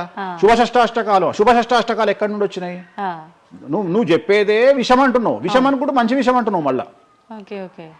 సో మంచి విషయం ఎక్కడ నుండి ఉంటుంది, ఉండదు. విషయం వేసుకుంటే చస్తాడు. అట్లనే షష్టాష్టకాలు అంటే ప్రాబ్లం స్టార్ట్ అవుతుంది. అట్లనే 9:5 ఏకనాడి, వర్ణదోషము, యోని దోషము, ఇట్లా చాలా రకాల దోషాలు ఉంటాయి. సో ఈ దోషాలను ఏం చేస్తారంటే, ఈ దోషాలను ఎదుటి వ్యక్తికి నిజాయితీగా చెప్పడం మానేసి సాధ్యమైనంత వరకు వీళ్ళు పెళ్లి చేసుకోవాలి అనే ఇంటెన్షనల్ గా పాజిటివ్ వేలో వెళ్తాడు. రెండవది ఏంటంటే, ఆల్రెడీ వీళ్ళు ఏం చేస్తారు, మేమిద్దరం ఫిక్స్ అయినాము, మేము పెళ్లి చేసుకుంటాము అని డిసైడ్ చేసుకొని వస్తారు అక్కడికి. అప్పుడు వాడు ఇవన్నీ చెప్పి వాళ్ళ మనసును విరగొట్టాడు. జనరల్గా ప్రపంచంలో ఏ అమ్మాయి తండ్రి కానీ ఏ అబ్బాయి తండ్రి కానీ తన బిడ్డనో తన కూతురో తన అల్లుడో నాశనం కావాలి అని కోరుకోరు. కానీ చెప్పగలిగినటువంటి పరిస్థితుల్లో ఎవరు ఉండాలి, జ్యోతిష్కుడు ఉండాలి. సో అది నేను చేస్తున్న ప్రస్తుతం కలియుగంలో. వేరే వాళ్ళు ఎవరు చేయట్లేదు ఆ విధంగా. ఎందుకంటే రేపొద్దున కలిసి ఉండకపోతే 2 కుటుంబాలు బాధపడతాయి, సమాజంలో చెడ్డ పేరు వస్తుంది, వీళ్ళ లైఫ్ స్పాయిల్ అయిపోతుంది. సో అందుకని నేను చాలా జాగ్రత్తగా మొదలే డిసైడ్ చేసి, నీకు ఈ ప్రాబ్లం ఉందిరా బాబు, నువ్వు జాతకాలు నీకు కలవలేదు, వివాహం చేసుకోకు అని చెప్తా. వీళ్ళ జాతకాలు బాగా లేకున్నా తీసుకుపోయి మంచి ముహూర్తం చూసుకొని పెళ్లి చేసుకుంటే ఆ ముహూర్తం వీళ్లను సఫలీకృతులను చెయ్యదు. నీ జాతకం బాగుండాలి. అట్లనే నువ్వు ఏ టైంలో పుట్టాలనో డిసైడ్ చేసుకున్నా అని నువ్వు అనుకొని సిజేరియన్ పెట్టుకుంటావు. కానీ ఆ టైంలో నువ్వు నక్షత్రమే చూస్తావేమో కానీ 6వ ఇంట్లో ఉండే గ్రహాలు 12వ ఇంట్లో గ్రహాలు డిసైడ్ చేయగలిగింది భగవంతుడు. ఆ టైంలో ఒకవేళ వ్యయస్థానంలో గ్రహాలున్నా 6వ స్థానంలో గ్రహాలున్నా జాతకం అంతా కింద మీద అవుతుంది. ఒకవేళ కుజుడు ఉండే స్థానాన్ని బట్టి, చంద్రుడు బుధుడు ఉండే స్థానాన్ని బట్టి జాతకాలు కరెక్ట్గా డిసైడ్ చేయకపోతే ఆటిజంతో మగపిల్లలు పుడతారు. సో ఇన్ని సమస్యలు ఉంటాయి. సో చాలా ఈజీగా సిజేరియన్ ఆపరేషన్ చేసుకోగానే పిల్లలు మంచిగా పుడతారు అని కాదు అక్కడ. ఎందుకంటే నువ్వు పిల్లలు మంచిగా పుట్టాలి లేదు అనేది డిసైడ్ చేయడానికి it will take 3 to 4 hours. కానీ 3 to 4 minutes లో జ్యోతిష్కుడు డిసైడ్ చేస్తుంది. అది తప్పు. ఈ మధ్యకాలంలో దశమహావిద్యల అమ్మవార్ల గురించి చాలా ఎక్కువగా వింటున్నాం. రాబోతున్న సినిమాలు, ఆల్రెడీ వచ్చిన సినిమాలు కూడా వారికి సంబంధించిన సినిమాలు ఎక్కువగా రావడం జరుగుతోంది. అంటే కొత్తగా, అంటే ఎవరైనా మనిషి కొత్తగా వస్తే మాట్లాడుకోవడం వరకు ఓకే, కానీ భగవంతుల గురించి కొత్తగా మన అందరిలోకి రావటము, వాళ్ళ గురించి మాట్లాడుకోవటము, మళ్ళీ అంటే భగవంతుడు అంటేనే అందరికీ అందుబాటులో ఉండి వాళ్ళకున్న కష్టాల నుంచి గట్టెక్కించడానికి ఆరాధించే వాళ్ళుగా మనం భావిస్తాము. మరి వాళ్ళని అందరూ ఆరాధించొద్దని రకరకాల విధానాలన్నీ చెప్తూ ఉన్నారు. ఎవరు అసలు ఈ దశమహావిద్యలు, ఎందుకు ఆరాధించొద్దు అందరూ? నేను 1991 ఐ థింక్ ఘరానా మొగుడు అనే సినిమా ఓపెనింగ్ చేయడానికి విశాఖపట్నం వెళ్ళాను నేను. ఆ సినిమా ముహూర్తం నేనే పెట్టిన. ఇక్కడ చిరంజీవి గారి సినిమా, రాఘవేంద్రరావు గారిది విశాఖపట్నంలో అయ్యింది. బంగారు కోడిపెట్ట అనే సాంగ్ తోని ఆ సినిమా స్టార్ట్ అయింది. అది ముహూర్తం చేసిన నేను విశాఖపట్నంలో. అప్పుడు నేను అక్కడనే పక్కనే ఉన్నటువంటి శ్రీకాకుళం అనేటువంటి ఒక ప్రాంతానికి వెళ్ళిన. నేను మాట్లాడేది 1991. అప్పుడు వాళ్ళకి ఎన్టీ రామారావు అంటే ఎవరో తెలియదు. హైదరాబాద్లో ఎన్టీ రామారావు ఉంటాడు అంటే వాళ్ళ ఆశ్చర్యానికి అంతులు లేవు. అంటే ఎన్టీ రామారావు అనే వ్యక్తిని మీరు చూసిర్రా, మీకు తెలుసా అంటే వాళ్ళంతా, అంటే ఆ రోజు ఉన్నటువంటి డెవలప్మెంట్, ఆ రోజున్న ఫ్లైట్లు, ఆ రోజున్న వ్యవస్థను బట్టి వాళ్ళు ఎక్కడనో కుగ్రామంలో ఉండేటువంటి మనుషులు. సో వాళ్లకు ఎన్టీఆర్ అంటే హైదరాబాద్ అంటే తెలియదు. మీరు ఇప్పటికీ కూడా శ్రీకాకుళం ఆ ఏరియాకి వెళ్ళి హైదరాబాద్ మీరు జీవితంలో వచ్చిరని అడగండి, 190 మందికి హైదరాబాద్ అంటే ఏందో తెలియదు. ఓకే, సో అట్లనే భారతదేశంలో మనది ఇప్పుడు మన తెలుగు రాష్ట్రాల్లో పుట్టిన చాలా మంది దగ్గరికి వెళ్ళి ఢిల్లీ ఎలా ఉంటుంది అని అడిగితే మీకు తెలియదు, ముంబై ఎలా ఉంటుంది అని అడిగితే మీకు తెలియదు. మాకు తెలియదు కాబట్టి ప్రపంచం గింతే బాయిలకప్ప అనుకోవద్దు. సో దశమహావిద్యలు అనేవి ఇవాళ కొత్తవి కావు. ఎలాగైతే లింగాకారంలో శివుణ్ణి పూజిస్తున్నామో, శివుడి భార్య అయినటువంటి సతీదేవిని అదే యోని రూపంలో పూజిస్తున్నాము. అయిపోయింది, చెరిసగం మంచుకురు ప్రపంచాన్ని. నీకు ఇవాళ తెలిసింది వేణుస్వామి చెప్తే. వేణుస్వామి ఎంక్వైరీ చేయడం అలవాటు, వేణుస్వామికి ఎక్స్ప్లోర్ చేయడం అలవాటు కాబట్టి తిరిగి వచ్చి నీకు ఇవాళ చెప్తే నీకు అర్థమైంది. నువ్వు అంత మాట మాట్లాడుతున్నావు. అరుణాచలం ఎవరికి తెలిసి ఇవాళ వరకు? ఎందుకు అరుణాచలానికి పొలవమంటే వెళ్ళిపోతున్నారు అంటే చాగంటి కోటేశ్వరరావు గారు చెప్పడం వల్ల నీకు అరుణాచలం తెలిసింది. మరి అరుణాచలం విషయంలో ఇదే డిస్కషన్ ఎందుకు వస్తలేదు? అరుణాచలం అనేది నిన్న మొన్నటి దానిక తెలియదు కదా జనాలకు. ఇవాళ గిరి ప్రదక్షిణలు చేస్తూనే ఉన్నారు కదా మీరు అందరు పోయి. అంటే ఎవరో ఒకళ్ళు ఒక సబ్జెక్టు గురించి మాట్లాడేటువంటి పరిస్థితిలోకి రావాలి. ఆ ఫ్రీడమ్ మనం ఇవ్వాలి. సో అరుణాచలం గురించి చాగంటి గారు ఎలా మాట్లాడినారో దశమహావిద్యల గురించి వేణుస్వామి గత 5 సంవత్సరాల నుండి ఫైటింగ్ చేస్తూ ఈ స్టేజ్కి తీసుకొచ్చిండు.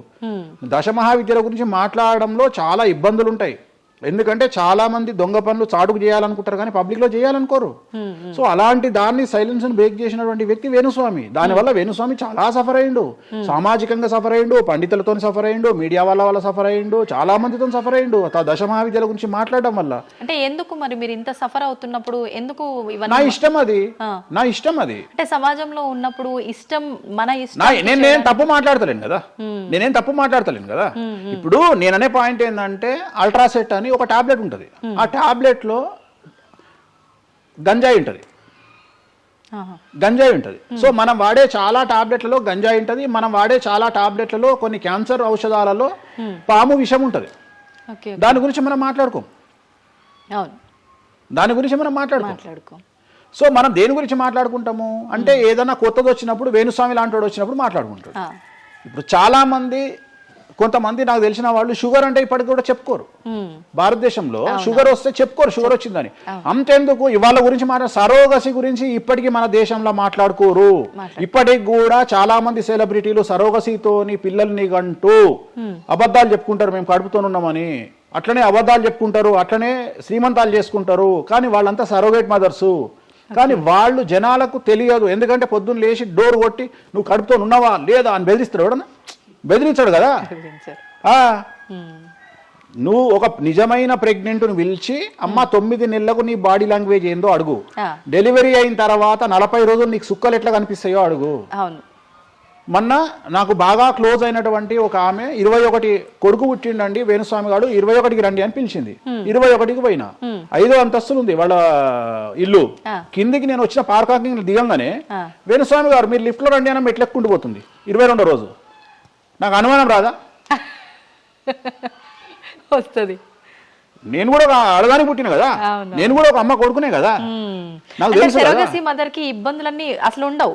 సరోగా ఈమె కనదు కదమ్మా. ఇప్పుడు ఎవరో అంటారు మీరు అది గెస్ చేశారు. గెస్ చేయడం ఏంది, 2 మెట్లు ఎక్కాలంటేనే బాడీ లాంగ్వేజ్ తెలిసిపోతుంది కదా. అవును. ఈమె స్వామి గారు మీరు లిఫ్ట్లో రండి అని టకటక మెట్లు ఎక్కుంటూ ఉరుకుతుంది. అంటే అంతకుముందు ఒక ఎట్లా ఉరికిందో డెలివరీ అయినాక కూడా అట్లే ఉరుకుతుంటే నాకు అనుమానం, ఏమేమి ఇట్లా ఉరుకుతుంది అంటే okay surrogate okay okay okay అంటే వాళ్ళు చెప్పుకోవడానికి భయపడుతుంది. అందరు నయనతారు లక్ష్మీ మనుషులు కాదు కదా. అప్పటికైనా మీకు చెప్పారా వాళ్ళు ఓపెన్ గా? చెప్పలేదు, ఇప్పటికీ చెప్పలేదు, ఇప్పటికీ చెప్పలేదు. ఆల్రెడీ అట్లనే సెలబ్రిటీలు చాలా మంది ఇదే పని చేస్తారు. సో ఇలాంటివి మాట్లాడుకోవాలి అంటే సమాజం యాక్సెప్ట్ చేయదు. కానీ వేణుస్వామి వచ్చి దశమహావిద్యలో నాన్ వెజ్ పెడతారు అనగానే ఇక నాన్ వెజ్ ప్రపంచంలో ఎవరు తిననట్టు, ఇక నాన్ వెజ్ అసలు నాన్ వెజ్ ఇక అసలు అదేదో తప్పైనట్టు, ఇక లిక్కర్ ఎవరు తాగలేనట్టు. మళ్ళీ చూస్తే తెలంగాణలో హైయెస్ట్ లిక్కర్ సేల్స్ భారతదేశం మొత్తంలో తెలంగాణదే ఉంటుంది, ఆంధ్రప్రదేశ్దే ఉంటుంది. మనం బతికేది 2 రాష్ట్రాలు బతికేదే లిక్కర్ మీద బతుకుతాయి. కానీ మళ్ళీ మనకు ఎక్కడ లేని బాధ, వేణుస్వామి మాట్లాడితే నిజాయితీగా మాట్లాడిండు కాబట్టి వేణుస్వామి తప్పు చేస్తుండు, వేణుస్వామి ఆడ మందావుతుండడా. సార్ కరోనా వరకు తినకూడని కమ్యూనిటీలు ఏవి కూడా, అంటే నాన్ వెజ్ ముట్టుకోని కమ్యూనిటీలు కూడా డాక్టర్ చికెన్ తినురి మటన్ తినురి అనగానే ఒక్కొక్కడు మార్కెట్లో లేనంత మటన్ చికెన్ తిన్నారు. కమ్యూనిటీల గురించి నేను మాట్లాడా. అప్పటిదాకా మేము తినము అన్నోడు కూడా తినడం స్టార్ట్ చేసిర్రు.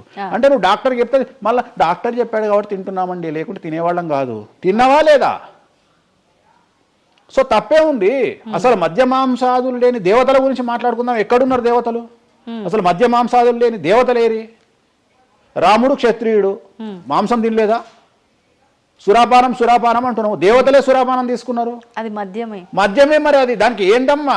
ఇప్పుడు ఎన్నో యాగాలు చేస్తారు, అవన్నీ పుకార్లు అంటున్నారు. పుకార్లు అదే చెప్తున్నా నేను నీకు. సురాపానము అని ఎక్కడ పెట్టిరు, అమృతము అని ఎక్కడ పెట్టి, సురాపానము నథింగ్ బట్ సారా, ఇప్పసారా.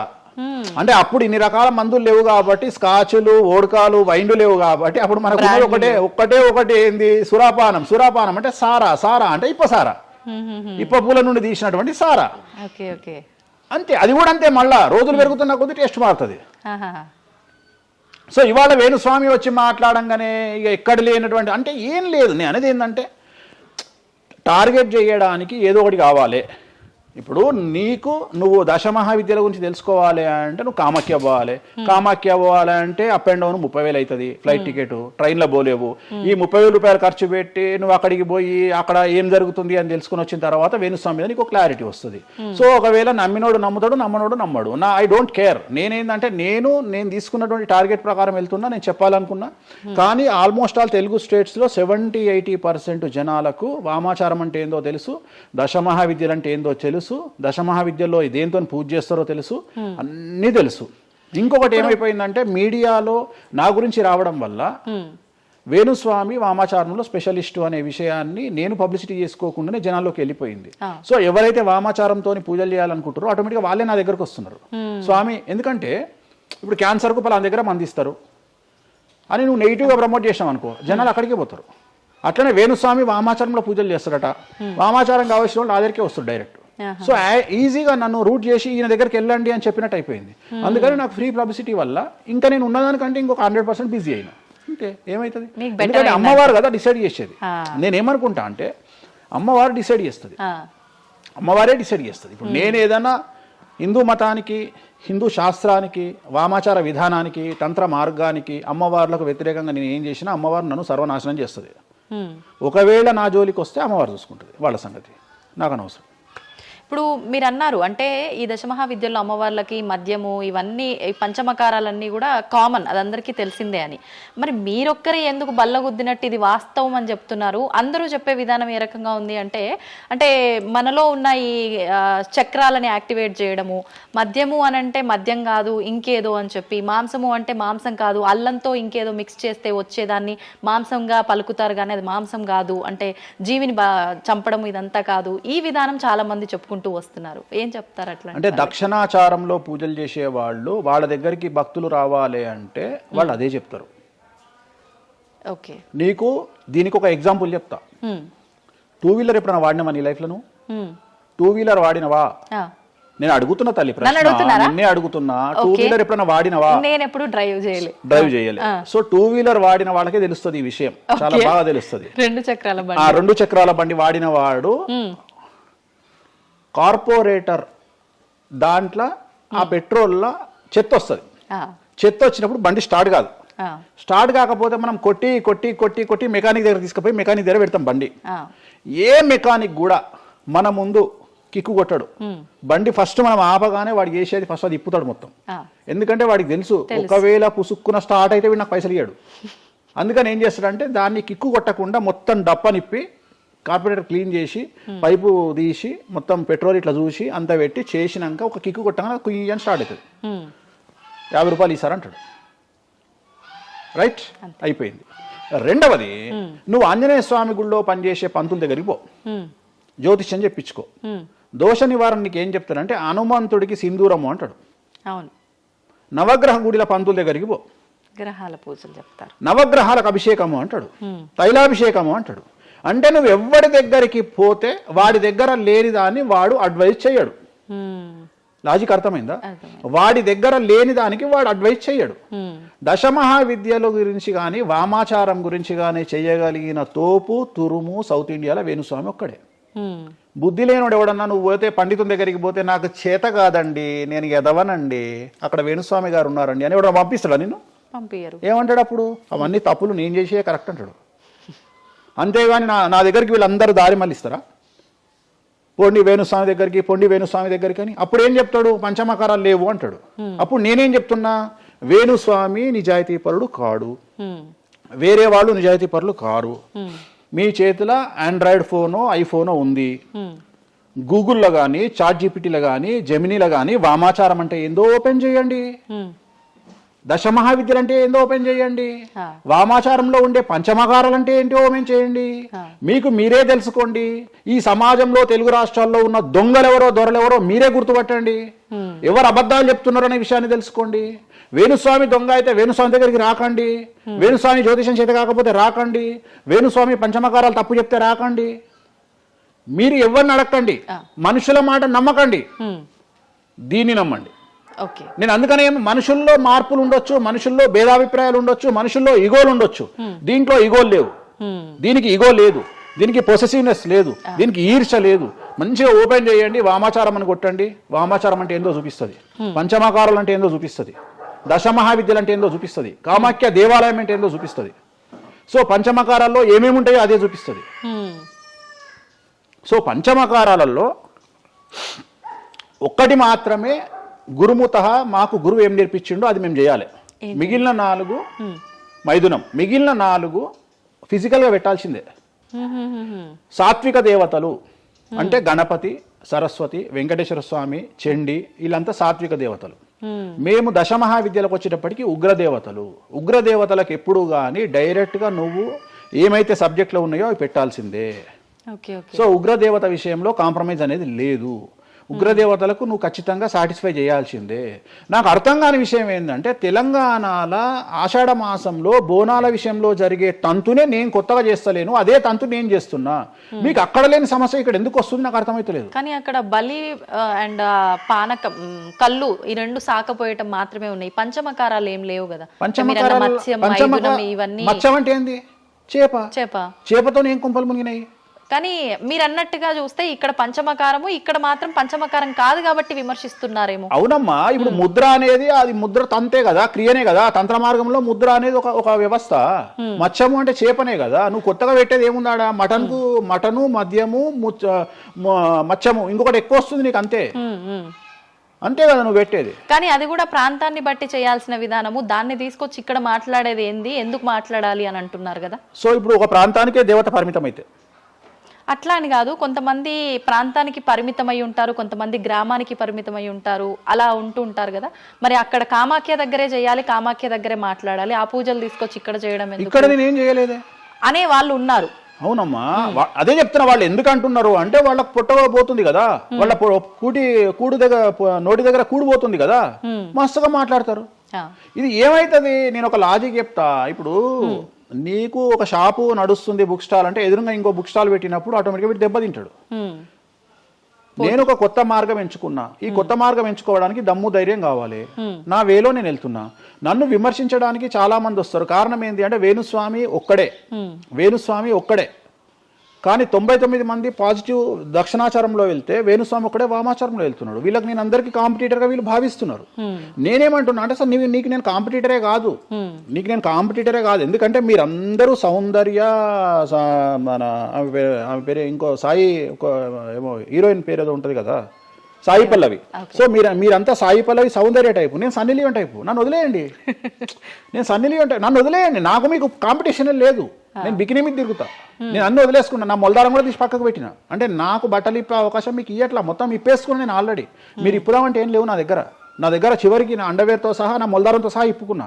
ఇంకేం లేవు మీరు ఇప్పడానికి. సో మీ పని మీరు చేసుకోండి, మీరు సాత్విక దేవతలను ఆరాధించుకోండి, మీరు ఏం చేసుకోండి. వీళ్ళదంతా ఏ కాన్సెప్ట్ అంటే సువర్ణ పుష్పార్థం అక్షతాం సమర్పయామి అంటే సువర్ణ పుష్పం అనుకొని అక్షతలేనైనా మీరు అదే బ్యాచ్. మంద అనుకొని మటన్ అయినా, మాంసం అనుకొని మటన్ అయినా, మంద అనుకొని స్కాచ్ పోయినైనా నాది ఆ బ్యాచ్. నా బ్యాచ్ నాదే. నేను జెన్యూన్గా ఏం కావాలనో అమ్మవారికి అదే ఇస్తా. చాలామంది శాస్త్రంలో వారాహి అమ్మవారికి ఎరుపు రంగు అన్నము నైవేద్యంగా పెట్టమని చెప్పారు. ఇక మన మేధావులు ఇంత కుంకుమ తీసుకొని అన్నంలో కలిపి ఇక ఫీల్ అవుతుంటాడు, ఇక వాడికి రక్తం కలిపినట్టే ఇక తీసుకొచ్చి పెడతాడు. అంటే నువ్వు అమ్మవారిని పిచ్చిదాన్ని చేస్తావా? శాస్త్రం ఏం చెప్పింది, నువ్వేం చేస్తున్నావు అంటే చెక్ చేసుకోమని చెప్పి ఇవి చెప్ప చేత కాదు ఎవరికి. శాస్త్రం ఏం చెప్పింది, వారాహి అమ్మవారికి ఎరుపు రంగులో అన్నం పెట్టమని చెప్పింది. నువ్వేం చేస్తున్నావు, అమ్మవారిని మోసం చేసి కుంకుమతో అన్నం పెడుతున్నావు. ఆ కుంకుమ కూడా ఒరిజినల్ కాదు, డూప్లికేట్ కుంకుమ. సో అక్కడ ఏం పెట్టాలనో నాకు తెలుసు, నువ్వు వాటి పెడతలేవు. అమ్మవారిని నిన్నెందుకురా అనుగ్రహిస్తుంది? అమ్మవారిని నిన్ను ఎందుకు అనుగ్రహించాలి అంటే నువ్వు అమ్మవారిని మోసం చేసే మొనగానివి కదా, మోనార్కు కదా నువ్వు. నేను మోసం చేయ అమ్మవారిని. రెండవది, నన్ను నమ్మితే నా దగ్గరికి రమ్మంటున్నా. నా మాట వినకండి, వాళ్ళ మాటనే వినండి, ఈ శుద్ధపూసల మాటనే వినండి, నా మాట వినకండి. ఫస్ట్ మీరు నన్ను మెచ్చుకున్న వీడియో దయచేసి చూడకండి. నన్ను యాంకర్లు బట్టలిప్పాలి అని ప్రయత్నం చేసిన వీడియోలు చూడండి. నన్ను చాలా వరకు అంటే ఈయన ఏదో దొరకబట్టి విని ఆ ఉన్న లాస్ట్కు నా ముల్లారం కూడా ఇప్పేసిన, ఇంకేమైనా ఉన్నాయేమో బాడీలో గుంజుదామో అని ప్రయత్నం చేసే యాంకర్ల వీడియోలే చూడండి. నా గురించి నెగిటివ్ పెట్టిన వీడియోలే చూడండి. మీకు నా మీద చివరిగా నమ్మకం కలిగి ఈయన దగ్గర విషయం ఉందంటే రండి, లేకుంటే రాకండి. ఇంకొక విషయం అంటే మీరు ఇంత ధైర్యంగా దర్జాగా ఒక సవాల్ విసిరినట్టుగా మాట్లాడుతున్నారు వీడియోలో మాట్లాడినప్పుడు. మరి మీరు చెప్పినవన్నీ అంటే వేణుస్వామి చెప్పినవన్నీ వాస్తవాలైతే, శాస్త్రంలో ఉంది నేను చూపిస్తానే అతనైతే, ఎంతసేపు ఉన్నా ఆయన పర్సనల్ వీడియోలో చెప్పడము, వేరే యాంకర్ల దగ్గర చెప్పడం తప్ప డిబేట్లకు ఎందుకు రారు, వచ్చి మాతో వాదించవచ్చు కదా, ప్రూవ్ చేయొచ్చు కదా అని చాలా మీరు రెడీనా? డిబేట్లకు రాను. ఎందుకని? కానీ మనం అగ్రిమెంట్ పేపర్లు రాసుకుందాం. నీ ద్వారా చెప్తున్నా నువ్వు కామాఖ్యకు నేను తీసుకుపోతా. నేను చెప్పిన దాంట్లో కామాఖ్యలో ఏది జరగకపోయినా నా దుకాణం పని చేసుకుంటా. నా ప్రాపర్టీ మొత్తం రాసి చేసి నేను నా ఫ్యామిలీతో సహా దేశం వదిలిపెట్టి వెళ్ళిపోతా, లేదు స్టేట్ వదిలిపెట్టి వెళ్ళిపోతా. అన్ని వాస్తవం అని మీరు ప్రూవ్ చేస్తారు. అక్కడ అక్కడికి నేను ప్రూవ్ చేసిన అవసరం లేదమ్మా. నీకే ₹1,00,000 ఇస్తా, పోయి చూసుకొని రాదు కెమెరాలో. ఓకే, దీనికి ఎందుకు డిబేట్ ఎందుకు? నువ్వే పోయిరా, నీకు నేను డబ్బులు ఇస్తా, ₹1,00,000 ఇస్తా, పోయిరా. ఓకే, పోయేసి అక్కడ ఏమేమి జరుగుతుంది, ఏమేమి పూజలు చేస్తారో నువ్వే చెప్పు. ఇప్పుడు కామాఖ్యలో కూడా అమ్మవారి గర్భగుడి లోపల దాకా ఈ పంచమకార వ్యవహారం కానివ్వండి, బలి సాంప్రదాయం, ఆ బలికి సంబంధించిన విధానం కానీ లోపలికి లేదు, అది కూడా ఏదున్నా మెయిన్ గుమ్మం బయటే అని అంటున్నారు. అది సో ఇది అంతా నీకు ఎప్పుడు రైట్స్ వస్తాయి అంటే చూసినప్పుడు మాట్లాడడానికి వస్తాయి. నువ్వు ఎవరో చెప్పిన దాన్ని నన్ను కార్నర్ చేయడానికి అడిగితే పనికిరావు. నేను అనే పాయింట్ ఏంటంటే ఇవన్నీ షో చేయడానికి పని చేయనటువంటి వ్యవస్థ. అంటే ఇవన్నీ నేను వీడియో రూపంలో మీ ముందుకు తీసుకురాలనేటువంటి వ్యవస్థ. సో దీనికోసము నువ్వు వాళ్ళ కోణంలో నన్ను ప్రశ్న అడిగినావు అనుకో, నేనేమంటున్నా అంటే నా కోణంలో అడిగిపిస్తా, వచ్చి చూడు. నా కోణంలో నువ్వు ఎప్పుడు అడుగుతావు? నాతో పాటు వచ్చినప్పుడు అడుగుతావు. నువ్వు నాతో పాటు చూడకపోతే నువ్వెట్లా అడుగుతావు? అట్లనంట ఇట్లనంట. ఇప్పుడు నార్త్ ఇండియా వాడు ఉన్నాడు, నేపాల్లో ఉంటాడు, వానికి వెంకటేశ్వర స్వామి విగ్రహం ఏందో తెలియదు. సపోజ్ వానికి ఎవరో చెప్పిండు ఎల్లిగాడు వెంకటేశ్వర స్వామి కాదు అమ్మవారు ఉన్నదని, వాడు కూడా నువ్వు అడిగినట్టే అక్కడ లోకల్ యాంకర్ అడుగుతుంది, ఆడ వెంకటేశ్వర స్వామి కాదట అమ్మవారు ఉన్నదట కదా అంటాడు. నువ్వు చూస్తే చెప్తావు, అరే పిచ్చినాయాలా, అరే ఎదవనాయాలా, ఆడున్నది వెంకటేశ్వర స్వామిరా, దేవుడు రా అని చెప్తావు. ఆ, అవునా? అవును. నువ్వు ఆ కామాఖ్య అమ్మ వాడిని చూస్తానని ఇట్లా అడగకపోతుంటే నువ్వేం అడుగుతుంటావు? నీ వర్షన్ మారుతున్నావు. వేణుస్వామి గారు మిమ్మల్ని ఎందుకు టార్గెట్ చేస్తున్నారండి ఈ ఎదవలు అని అడిగే విధానం మారుతుంది. మారుతుందంటారా పక్క? నువ్వు చూడకపోతే నీకు ఎక్కడ అడుగుతావు? హా. నీ ఆలోచన విధానం ఏంటంటే ఈయన ఏమన్నా ఇరుకున పెడదామా అనే ఆలోచనే తప్ప, అరే ఈయన మరి నేను చూడలేదు కదా, నాకు రైట్సే లేవే అని నువ్వు అనుకుంటలేవు. నీకు రైట్స్ ఎక్కడ ఉన్నాయమ్మా అడగడానికి? నన్ను అడగడానికి నీకు రైట్సే లేవు. అంటే మీరు అన్నట్టు నేను అక్కడికి వచ్చి చూస్తే అక్కడ జరిగేది చూస్తా, అది మాత్రం శాస్త్ర ప్రకారంగా జరుగుతుందో లేదో నేను చూడలేను కదా. అంటే దీన్ని బట్టి నీ ఉద్దేశం ఏంటి అంటే, ఒక దేవాలయంలో కూడా శాస్త్ర ప్రామాణికంగా జరగదు. కామాఖ్యలో తెలుగు వాళ్ళు మాట్లాడుకునే, పండితులు మాట్లాడుకునేవే నిజాలు. ఇప్పుడు నువ్వు అనేది అదే కదా. అంటే అది ప్రాంతీయం ప్రకారంగా జరుగుతుంది, అది మరి శాస్త్రంలో ఏదైనా ఉండొచ్చు, ప్రాంతీయమే ఉండకపోవచ్చు. జరుగుతుందమ్మా, ఏదైనా ప్రాంతీయమే జరుగుతుంది, ఏదైనా ప్రాంతీయమే జరుగుతుంది. గోవాల కసినో ఆడితే తప్పు లేదు, తెలంగాణలో కసినో ఆడితే తప్పు. దాన్నే దేశకాలమాన పరిస్థితులు అంటారు. తిరుపతి వెంకటేశ్వర స్వామికి తిరుపావడ సేవ చేస్తారు, మరి ఎందుకో లోకల్ టెంపుల్ ఎందుకు తిరుపావడ సేవ చేస్తలేరు? తిరుపతి వెంకటేశ్వర స్వామి వారికి పునుగుపిల్లి తైలం పెడతారు, మరి అట్లనే ఇప్పుడు రేపటి నుండి రామాలయంలో పునుగుపిల్లి తైలం పెట్టి నువ్వు వచ్చి నువ్వు స్టార్ట్ చేయమ్మా. మన తెలుగు రాష్ట్రాలలో నువ్వు ప్రాంతీయత గురించి మాట్లాడుతున్నావు కదా. అంటే ఒక్కొక్క దానికి ఒక్కొక్క కట్టుబాట్లు ఉంటాయి. అవునమ్మా, నీకు కావాల్సింది అల్టిమేట్గా ఏంది? నీకు డబ్బు కావాలి, నువ్వు కోరుకున్న కోరికలు తీరాలి, అంతే కదా. నువ్వు కోరుకున్న కోరికలు తీరాలి. ఎంతమంది ఎకనామికల్ అఫెన్స్ చేస్తలేరు భారతదేశంలో? టీచర్ దగ్గర నుండి మొదలుకుంటే ప్రతి ఒక్క నువ్వు ₹1,00,000 లోన్ తీసుకొని కట్టకపోతే నీ ఇంటి ముందరకు వస్తారు. 20,000 కోట్లు తీసుకున్నాడు దొబ్బేస్తామని సంఖ కూడా ఎవడు కట్టుకోడు. ఇవి కదా మనం మాట్లాడుకోవాలి. ఇవి చేతగావు. వేణుస్వామి కామాఖ్య నుండి అమ్మవారిని తెచ్చి హైదరాబాద్లో పెట్టిండు అంటే నేను అనే పాయింట్ ఏంటంటే ఇదే చెప్తున్నా. ఇప్పుడు విమర్శించడానికి, బట్టలిప్పడానికి చేసే ప్రయత్నము, నువ్వు సబ్జెక్ట్ గురించి ఆలోచించి వామాచారం అంటే ఏంది, దీనివల్ల లాభం ఏంది, ఇది కదా అడగాల్సిన ప్రశ్నలు. కానీ ఏం చేస్తున్నావు? నీ దగ్గరకు వచ్చే వరకు సాధ్యమైనంత వరకు అసలు కామాఖ్యలో ఇష్టమే లేదట కదా. ఒకవేళ నిన్ను నిరూపిద్దామని నేను విశ్వ ప్రయత్నం చేస్తే చివరికి నువ్వేం మాట్లాడతావు? అది అక్కడ లోకల్ అట కదా. అవును, లోకలే, అది లోకలే. ప్రతి ప్రాంతానికి ఆచారం ఉంటుంది. మరి సంక్రాంతి అనే పండుగ ఆంధ్ర వారిది కదా, తెలంగాణలో లేదు కదా. మరి తెలంగాణ రేపటి నుండి వేస్తే జనవరిలో తోలు తీద్దాం ఒకటి చెప్పు, మరి చేద్దాం. పతంగులు ఎగిరేసుడు తెలంగాణ ప్రాంతం కదా, ఆంధ్రాలో కూడా నేస్తే తందాం ఈసారి చెప్పు, మరి నువ్వే చెప్పు. ఎందుకు బ్రిటిష్ వాళ్ళు అలవాటు చేసిన న్యూ ఇయర్ ని మనం జరుపుకోవట్లేదా? అంటే నీకు నచ్చిందేమో. నేను అదే చెప్తున్నా, మీరు చేస్తే సంసారం, వేణుస్వామి చేస్తే వ్యభిచారం. అంటే అర్థమైంది ఏంటంటే యాంకరింగ్. ఇప్పుడు ఇంటర్వ్యూ మనం మాట్లాడుకుంటే సంవత్సరం గురించి మాట్లాడదామంటే నీకు అల్టిమేట్గా కాంట్రవర్సీ కావాలి. ఎందుకంటే జనాలు కాంట్రవర్సీ తన్నుకొని వస్తే ఎంజాయ్ చేస్తారు. ప్రశాంతంగా కూర్చొని ఓం నమో వెంకటేశాయ, వెంకటేశ్వరం కొబ్బరికాయ కొడతాడు, వెంకటేశ్వరం 3 నామాలు ఉంటాయి అంటే ఎవరు చూడడు. ఇట్లా మనం ఇద్దరం పెంట పెట్టుకున్నాం అనుకో, కింద నన్ను వచ్చిండ్రు ఆ దున్నపోతు అని ఒక కామెంట్ పెట్టి ఎంజాయ్ చేస్తాడు చేస్తాడు. సో ఇవన్నీ చూసి చూసి చూసి చూసి చూసి వెక్స్ అయిపోయినా. నేను ఒకటే నమ్ముతా, ఒక మనిషి విమర్శించంగానే ఆ మనిషి లైఫ్ నాశనం అయితే ఆ మనిషి బ్రతికి వేస్ట్. ఒక మనిషి కొట్టగలిగితే ఆ మనిషి లైఫ్ వేస్ట్. మీరు ఏం కొట్టుకుంటారో, ఏం విమర్శ చేసుకుంటారో మీ ఊహకే వదిలేస్తున్నా. వేణుస్వామి అన్టచబుల్. వేణుస్వామి చాలా కష్టపడి స్థాయికి వచ్చిండు. సో వేణుస్వామి చెప్పేవేవి అబద్ధాలు కాదు. ఇంత పెద్ద స్టేట్మెంట్ ఇస్తున్నా. వేణుస్వామి తప్పు చేస్తే వేణుస్వామిని అమ్మవార్లు సర్వనాశనం చేస్తారు, 1000 ముక్కలు చేస్తారు. వేణుస్వామి సర్వనాశనం అయిపోతాడు. నా జోలికి ఎవడొచ్చినా వాన్ సంగతి అమ్మవారు చూసుకుంటుంది. ఇంతకంటే బిగ్గెస్ట్ స్టేట్మెంట్ ఎవడు ఇయ్యాడు ప్రపంచంలో, నేను ఇస్తున్నా. సో నేను ఇక్కడున్న తొప్పాసగాళ్ళతో డిబేట్ పెట్టాల్సిన అవసరం నాకు లేదు. నీకు దమ్ముంటే నువ్వు తీసుకురా, ఎవరిని తీసుకొస్తావో నేను డబ్బులు పెట్టుకుంటా, కామాఖ్య తీసుకుపోతా, చూపిస్తా. మళ్ళీ మొత్తం చూపించిన తర్వాత నేను నోట్ల నుంచి ఇది లోకల్ ఇది లోకల్. రాత్రి పెళ్లిలు ఏదైతాయి ఆంధ్రాలో అవుతాయి, తెలంగాణలో ఏ పెళ్లిలు అవుతాయి 11 గంటలకు అవుతాయి. మరి ఇప్పటి నుండి తెలంగాణలో ఎవడన్నా రాత్రిపూట పెళ్లి చేసుకుని తన్నాలే పట్టుకొని. ఇంత పెద్ద గ్లోబలైజేషన్ అయ్యింది. చివరికి బాలయ్య బాబు సినిమాలకు కూడా పరదాలు కాలుస్తున్నాం అమెరికాలో, పవన్ కళ్యాణ్ సినిమాలకు కూడా పరదాలు కాలుస్తున్నాం అమెరికాలో. దీంట్లో రానటువంటి పట్టింపు ఓన్లీ వేణుస్వామి కామాఖ్య దగ్గరికి పోయినప్పుడే వస్తుంది అంటే కావాలని చేస్తున్న వ్యవహారం ఇదంతా వాళ్ళ ఇష్టం. ఇప్పుడు కాసేపు ఇవన్నీ పక్కన పెడితే కామాఖ్య, ఈ జాతకాలు ఇవన్నీ ఇప్పటి వరకు కూడా రకరకాల విపత్తులు అయితే మనం చూసాం. గత ఉగాది మన కొత్త సంవత్సరం నుంచి కూడా ఇప్పటి వరకు చాలా విపత్తులు చూసినాం. అంటే పంచభూతాల్లో ఒక్కొక్కటి ఒక్కొక్క ప్రళయంగా, అగ్ని ద్వారా కావచ్చు, గాలి ద్వారా కావచ్చు, రకరకాలుగా. ఇప్పుడు ఈ గ్రహాల మార్పుల వల్ల ఏవో రాబోతున్నాయని, మొన్న రీసెంట్గా బ్రహ్మంగారి ఇల్లు కూలింది అని, అంటే ఎక్కడ ఏ మూలన ఏం జరిగినా కూడా దాన్ని ప్రతి ఒక్కదానికి లింక్ చేసి దానివల్ల ఏదో దుష్ప్రభావాలు రాబోతున్నాయి, దీనివల్ల ఇబ్బందులు పడబోతున్నారని చెప్పి చెప్తున్నారు. మరి ఈ 2026 మనమైతే ఉగాది నుంచి చూసుకుంటాం, కానీ ఆంగ్ల నూతన సంవత్సరం రాబోతోంది. దీని ద్వారా మనకు ఉగాది వరకు ఈ మధ్య కాలంలో ఎలా ఉండబోతోంది, గ్రహాలు రాశుల పరంగా చూసుకుంటే, పంచభూతాల పరంగా చూసుకుంటే, తర్వాత మనకి ఈ సంవత్సరం మారిన తర్వాత ఎలా ఉండబోతోంది. 20 నిమిషాలు ఆడుకుందామనే ప్రయత్నం చేసిన నీకు ఇప్పుడు చిన్న ఫినిషింగ్ టచ్ ఇస్తా.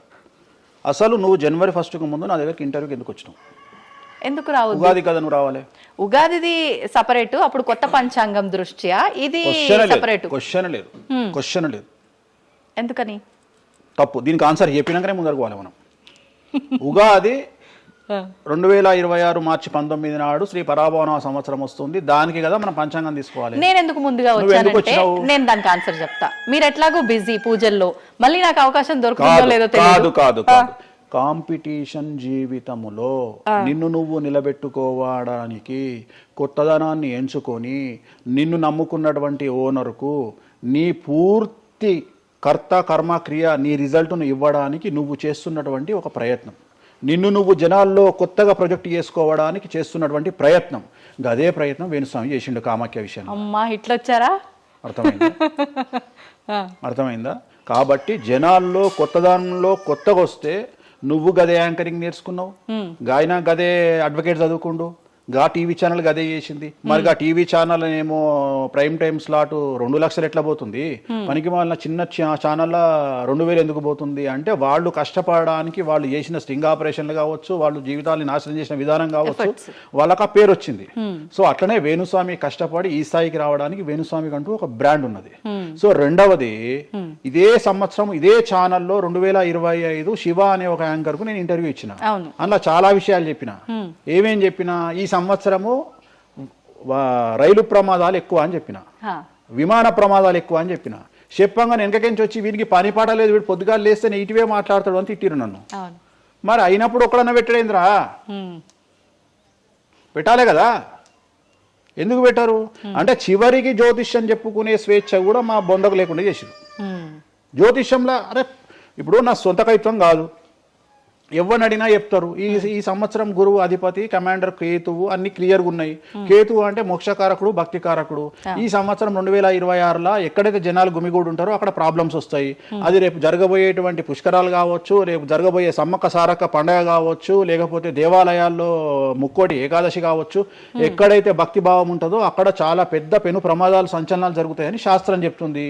శాస్త్రం చెప్పినప్పుడు ఆ శాస్త్రాన్ని వేణుస్వామి చెప్తున్నాడు. దీన్ని కూడా తప్పు తీసుకుపోయి వేణుస్వామి ఏలినాడు శని నడుస్తుంది మేషరాశికి, మేషరాశి బాగుండదు అని చెప్పాలి కానీ మేషరాశి సూపర్ స్టార్లు అవుతారని నేనెందుకు చెప్తా అంటే, ఒక చూసినావా వేణుస్వామి మన ఒక ఆమె నేను మీనరాశి బాగాలేదంటే మీనరాశికి బాగాలేదని చెప్తున్నా వేణుస్వామి ఎట్టడే ఎప్పుడు వేణుస్వామి అని ఇట్లనే ఊతుంది ఆమె, ఇట్లనే అంటుంది వేణుస్వామి చెప్పిండు అని తిట్టింది. నువ్వు నమ్మవమ్మా, ఆమె అమెరికా నుండి పంచు ప్రభాకర్ అని ఒక ఆయన ఉంటాడు, ఆయన తిట్టిండమ్మా ఆ బూతులు భగవంతా నేనైతే తెల్లారి చచ్చిపోతుండే. అంటే వాళ్ళిద్దరికి ఫైటింగ్ జరిగి గదే మీనరాశి అని చెప్తున్నాను నేను. ఆమె మీనరాశి అంట, గదే మీనరాశి అంటున్నాను నేను. అంటే నేను చెప్పేది అదే. నేను చెప్పేది ఫస్ట్ శనీశ్వరుడు కాదు, శనేశ్వరుడు. శనీశ్వరుడు అని ఎందుకు వచ్చింది అంటే, ఒకరోజు శని శంకరుడు ఇద్దరు కలిసినప్పుడు శంకరుడు శనిని అడుగుతాడు, ఏందా నేను చూస్తే పెద్ద అందరు భయపడుతున్నారు, చాలా పెద్ద పెద్ద వాళ్ళు భయపడుతున్నారు, నువ్వు తోపు తురుమట కదా అంటాడు. అంటే నేను తోపు తురుమా కాదా, రేపు చెప్తా నీ సంగతి అంటాడు. ఎవరు? శని ఈశ్వరుని అంటాడు. అంటే ఏంది అంటే, రేపు నీ టైం వచ్చింది, నీ సంగతి ఏందో చెప్తా అంటాడు. అంటే తెల్లవారి పొద్దున సూర్యోదయానికి శంకరుడు పోయి ఒక చెట్టు తొర్రలో దాచుకొని సాయంత్రం సూర్యాస్తమయం వరకు చెట్టు తొర్రలోనే ఉంటాడు. ఉండి బయటకు వస్తాడు. బయటకు వచ్చిన తర్వాత శని ఎదురుపడితే నన్నేమో చేస్తా అన్నావు కదా, ఏం చేసినావు అంటాడు. అంటే నువ్వు లయకారకుడివి, ప్రపంచాన్ని శాసిస్తావు, ముల్లోకాలను శాసిస్తావు. అట్లాంటి నిన్ను తీసుకుపోయి సూర్యోదయం నుండి సూర్యాస్తమయం దానిక చెట్టు త్వరలో దాచిపెట్టిన ఇంతకంటే నేను చేసేదే ఉంది అంటాడు. ఆట మొదలు పెట్టేశాడు అక్కడ ఆల్రెడీ. అప్పటి నుండి ఆయనకు శనీశ్వరుడు అని పేరు వచ్చింది. Okay okay. సో ఇది జరిగింది శంకరుడికి కూడా జరిగింది, రాముడికి కూడా జరిగింది. సో ఏలినాటి శని పీరియడ్లో, షష్టమ శని పీరియడ్లో బాధలు పడేటువంటి పరిస్థితి ప్రతి ఒక్కళ్లకు ఉంటుంది. రెండవసారి ఏలినాటి శనిలో మరీ దరిద్రంగా ఉంటుంది. కలియుగంలో దాని తీవ్రత చాలా ఎక్కువగా ఉంటుంది. కలియుగంలో ఫిజికల్ కంటే మానసికమైన దెబ్బలు చాలా ఎక్కువగా ఉంటాయి. జనాలు కొట్టే దెబ్బలు చాలా ఎక్కువగా ఉంటాయి. నరఘోష వల్ల తినే దెబ్బలు చాలా ఎక్కువగా ఉంటాయి. కలియుగ దైవమైనటువంటి వెంకటేశ్వర స్వామి వారికే ఎన్నో రకాల పూజలు చేసి దిష్టి తీయడానికి ప్రయత్నం చేస్తున్న సందర్భంలో ఆఫ్టర్ ఆల్ మానవుల మనమింత. సో మన మీద ఎన్నో రకాల దుష్ప్రయోగాలు ఉంటాయి, ఎన్నో రకాల నరఘోషలు ఉంటాయి.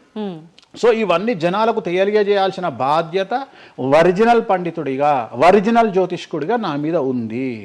సో సొంత కవిత్వము జనాలకు పాజిటివ్గా చెప్పడానికి నేనేమి ఏమో అంటారు కదా, వ్యక్తిగత ఏదో అంటారు వాళ్ళను, వ్యక్తిగతంగా కౌన్సిలింగ్ ఇచ్చేటువంటి వాడిని కాదు నేను.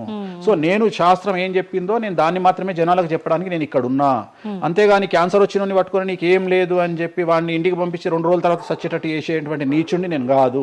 క్యాన్సర్ వస్తే క్యాన్సర్ వచ్చింది, ధైర్యంగా బతుకు, ఇంకా బతుకు, నీ కోరికలు తీర్చుకో, అన్ని కోరికలు తీసుకొని సావు అని చెప్తా. రెండవది, అన్ని తిని 60 ఏళ్ళు పోతే ఏం తినకుండా 80 ఏళ్ళు బతికితే లాభం లేదు. సో కలియుగంలో ఇవన్నీ సమస్యలు చాలా తీవ్రంగా ఉంటాయి. భార్యాభర్త కారులో పోతే పక్కింటోడు ఏడిస్తొస్తాడు, మంచి కారు కొనుక్కుంటే ఏడిస్తొస్తాడు, ఒక పిల్లగాడు మంచి ఉత్తీర్ణత శాతంలో పాస్ అయితే ఏడిస్తొస్తారు, మంచి ఉద్యోగం వస్తే ఏడిస్తొస్తారు, ఒక పొలిటికల్ బాగుంటే చస్తాడు, ఒక యాంకర్కు డబ్బులు వస్తే చస్తాడు. సో ప్రతి దగ్గర ఏడుపు ఏడుపు ఏడుపు, జలసు అనేటువంటిది రాజ్యమేలుతున్నటువంటి సందర్భంలో తెలుగు రాష్ట్రాలలో అది పీక్ స్థాయిలో ఉండేటువంటి పరిస్థితులలో నిజాలు చెప్పి జనాలని భయానికి దూరంగా ఉంచాల్సినటువంటి బాధ్యత నాది, జరగబోయే నష్టం నుండి కాపాడాల్సినటువంటి బాధ్యత నాది అని ఇంతమంది రాళ్ళేసినా, ఇంత చెండాల పనులు చేసినా, వ్యక్తిగతంగా నన్ను విమర్శలు చేసినా నేను ఎవరిని వ్యక్తిగతంగా విమర్శించడం లేదు. ఎందుకంటే ప్రతి ఒక్కడి ముడి కింద ఖచ్చితంగా సమస్యలు ఉంటాయి. ఈ శుద్ధపూస ఎవడూ కాదు. నాకంటూ నెల రోజులు పక్కకు తీస్తే ఒక్కొక్కటి జాతకాలు చెప్పగలుగుతా అందరివి. నేను వాటి జోలికి బోదలుచుకోవట్లేదు. శాస్త్రం ఏం చెప్పిందో శాస్త్ర ప్రామాణికంగా నేను జనాలకు తెలియజేయాలని కోరుకుంటున్నా. సో లాస్ట్ ఇయర్ ఎట్లా జరుగుతుందో 2025లో అనుభవించిన కష్టం కంటే 2026 ఎక్కువ, 2026 కంటే 27 ఎక్కువ, 27 కంటే 28 ఎక్కువ. 2025 నుండి 28 వరకు సమాజంలో ప్రకృతిలో జరిగే సంఘటనల తీవ్రత చాలా ఎక్కువగా ఉండబోతా ఉంది. ప్రకృతి పరంగా, సామాజికంగా, అగ్ని ప్రమాదాల పరంగా, వాహన ప్రయాణాల ప్రమాదం, చాలా రకాల సమస్యలు ఈ సంవత్సరం ఉండబోతున్నాయి. ఓకే. రాశుల పరంగా ఎలా ఉంటుందండి? సో ఈ సంవత్సరము ఫస్ట్ రాశుల కంటే ముందు మనం మాట్లాడుకోవాల్సింది ఏంటి అంటే, ఈ సంవత్సరము రైలు ప్రమాదాలు, అగ్ని ప్రమాదాలు, వాహన ప్రమాదాలు, అలాగే జన సమీకరణలు ఉన్న చోట, భక్తులు గుమిగూడే చోట, జన సాంద్రత ఉన్న చోట, అది సినిమా థియేటర్లు అవ్వచ్చు, భక్తికి సంబంధించిన ఏరియా అవ్వచ్చు, సో మార్కెట్లు అవ్వచ్చు, మాల్స్ అవ్వచ్చు, వాటిల్లో పెను సంచలనాలు ఈ సంవత్సరం జరిగే అవకాశాలు ఉన్నాయి. ఆర్థిక నష్టము అంటే ఆస్తి నష్టము, జన నష్టము ఉండేటువంటి అవకాశాలు ఉన్నాయి. కాబట్టి జనాలకు చెప్పే విషయం ఏంటంటే, భక్తి పేరుతో జనాలు లేనటువంటి ప్లేస్కి వెళ్ళండి. ముక్కోటి ఉంది, ఖాళీగా ఉన్న వెంకటేశ్వర గుడికి వెళ్ళండి హ్యాపీగా. ఆ దేవుడికి డబ్బులు ఇచ్చిన వాళ్ళు అవుతారు, పంతులకు డబ్బులు ఇచ్చిన వాళ్ళు అవుతారు, గుడికి 4 రూపాయలు ఇచ్చిన వాళ్ళు అవుతారు. అట్లనే జనాలు లేనటువంటి ప్లేసుల్లో పుష్కరాలకు వెళ్ళండి ఈ సంవత్సరము. సో జన సాంద్రత ఉన్నటువంటి ప్రదేశాలను ఈ సంవత్సరం అవాయిడ్ చేయడానికి ప్రయత్నం చేయండి. సో టూర్లు మ్యాక్సిమం అవాయిడ్ చేయండి. ఈ సంవత్సరము లోయ ప్రాంతాలలో, కొండ ప్రాంతాలలో, నదీ పరివాహక ప్రాంతాలలో పెను సంచలనాలు నమోదయ్యే అవకాశం ఉంది. టూరిస్టు ప్రాంతాలలో కూడా ప్రాబ్లమ్స్ ఉంటాయి. ఈ సంవత్సరం భారతదేశంలో కొన్ని ప్రదేశాల్లో మత కల్లోలాలు రేగేటువంటి అవకాశం కనిపిస్తూ ఉంది, కర్ఫ్యూ విధించేటువంటి అవకాశం కనిపిస్తూ ఉంది. సో ఇవన్నీ కూడా ఈ సంవత్సరం చాలా తీవ్రంగా ఉండబోతా ఉన్నాయి. సో జాగ్రత్తలు వహిస్తే మంచిది. ఓకే. ఇప్పుడు అంటే ఇవి ఎవరికి, అంటే ఏదైనా గ్రహాల్లో మార్పులు ఉన్న వాళ్ళకా, లేదంటే అంటే ఇదంతా మనం ప్రకృతి పరంగా చెప్తాం. ప్రకృతి పరంగా దాంట్లో ఎవరు ఉంటారు అంటే, చనిపోయే వాళ్ళని తీసుకుంటే ఆ బాధితులు ఎవరైతే ఉంటారో వాళ్ళ జాతకంలో ఏలినాటి శనో, షష్టమ స్థానంలో శనో, వ్యయ గురువో ఉంటాడు. సో మనం వాళ్ళే అని చెప్పలేం కదా, అక్కడికి పోయిన వాళ్ళల్లో వాళ్ళు ఉంటారు. ఎవడైతే నష్టజాతకుడు ఉంటాడో వాడికి ఆ ఇన్సిడెంట్ జరుగుతుంది. సో ఇది ఓవరాల్ గా సంవత్సర ప్రిడిక్షన్ అంటారు. సో రాబోతున్నటువంటి సంవత్సరం పేరు కూడా చాలా చాలా చాలా కాంట్రవర్షియల్ నేమ్, పరాభవనామ సంవత్సరము. పరాభవము అంటే ఓటమి, అవమానముతో కూడిన ఓటమి అని అర్థం. పరాభవము, దుర్యోధనుడికి మయసభలో జరిగినది పరాభవము. సో అలాంటి పరాభవము ఎవరికి జరుగుతుంది అంటే ఎవరి జాతకంలోనైతే ఏలినాటి శని ఉందో 6వ స్థానంలో శని ఉన్నాడో 8వ స్థానంలో శని ఉన్నాడో 12వ స్థానంలో గురువు ఉన్నాడో వాళ్లకు ఈ సంవత్సరం సంచలనాలు ఉండబోతా ఉన్నాయి. అది మేషరాశి కావచ్చు, మీనరాశి కావచ్చు, సింహరాశి కావచ్చు. సో ఇలాంటి వారికి ఈ సంవత్సరం పెను సంచలనాలు ఉండేటువంటి అవకాశాలు ప్రస్ఫుటంగా కనిపిస్తా ఉన్నాయి. సో ఇది ఓవరాల్ గా సంవత్సర ఫలితము. ఇక 12 రాశులకు సంబంధించి ముందుగా మేషరాశి కనుక తీసుకున్నట్లయితే మేషరాశికి ఈ సంవత్సరము ఏలినాటి శని నడుస్తూ ఉంది. సో ఏలినాటి శని ఒక పక్క గురువు బాగాలేడు, ఒక పక్క రాహు బాగాలేడు, ఒక పక్క కేతు బాగాలేడు. సో ఇలాంటి సందర్భంలో పెను సంచలనాలకు కారణభూతమయ్యేటువంటి అవకాశం ఉంది. సో విద్యార్థులకు ఉత్తీర్ణత శాతం తగ్గుతుంది, కోరుకున్న ప్లేస్మెంట్స్ రావు, వీసా రిజెక్ట్ అయ్యే అవకాశం ఉంది. ఉద్యోగస్తులకు పై అధికారుల వల్ల సమస్యలు ఉంటాయి, ప్రమోషన్లు ఆగిపోతాయి. సో బదిలీలు చాలా దూరంగా బదిలీలు అయ్యే అవకాశం కనిపిస్తూ ఉంది. రాజకీయ నాయకులకు ఫెయిల్యూర్స్ కనిపిస్తూ ఉన్నాయి, ఉన్న పదవులు కోల్పోయే అవకాశం కనిపిస్తుంది, ఎన్నికలలో ఓటమి కనిపిస్తూ ఉంది. రైతులకు మొదటి పంట కంటే రెండవ పంట బాగుండే అవకాశం ఉంది. కళాకారులకు క్రీడాకారులకు అవకాశాలు తగ్గిపోయి ఆదాయం తగ్గిపోయే అవకాశం ఉంది. స్త్రీలకు సంబంధించి భర్తల మధ్యన గొడవలు అయ్యే అవకాశం ఉంది. అలాగే వ్యాపారస్తులకు బ్యూరోక్రాట్లకు ఈ సంవత్సరం ఏసీబీ, సిబిఐ, సిఐడి లాంటి కేసులు లేదా ఈడీ కేసులు కనిపిస్తూ ఉన్నాయి.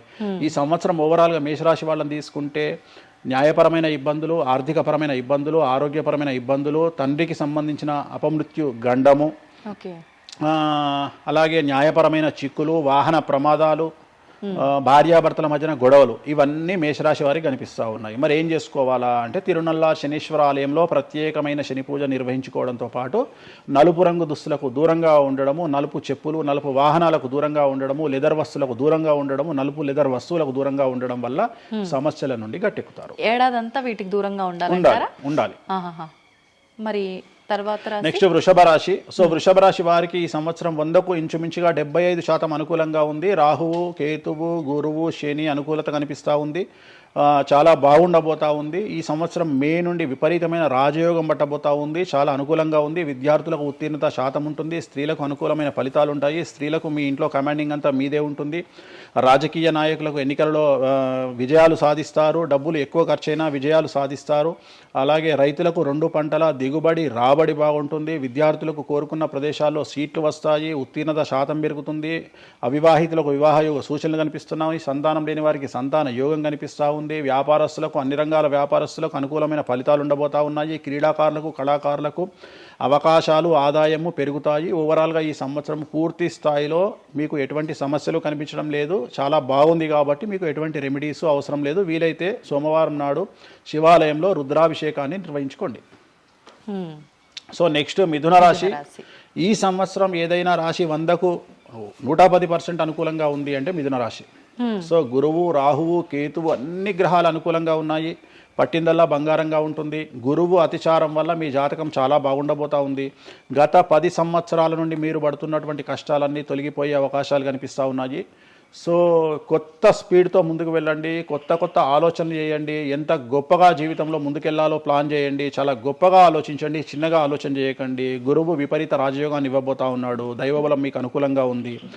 గురుబలం మీకు అనుకూలంగా ఉంది. శనిబలం మీకు అనుకూలంగా ఉంది. కాబట్టి కొత్త వ్యాపారాలు ప్రారంభించండి. విపరీతమైనటువంటి చాలా గొప్పగా కలలు కనండి. ఆ కలలను సాకారం చేసుకునే దిశగా ప్రయాణం చేయండి. విద్యార్థులకు అనుకూలంగా ఉంది. ఉద్యోగస్తులకు అనుకూలంగా ఉంది. వ్యాపారస్తులకు అనుకూలంగా ఉంది. రైతులకు 2 పంటలు అనుకూలంగా ఉంది.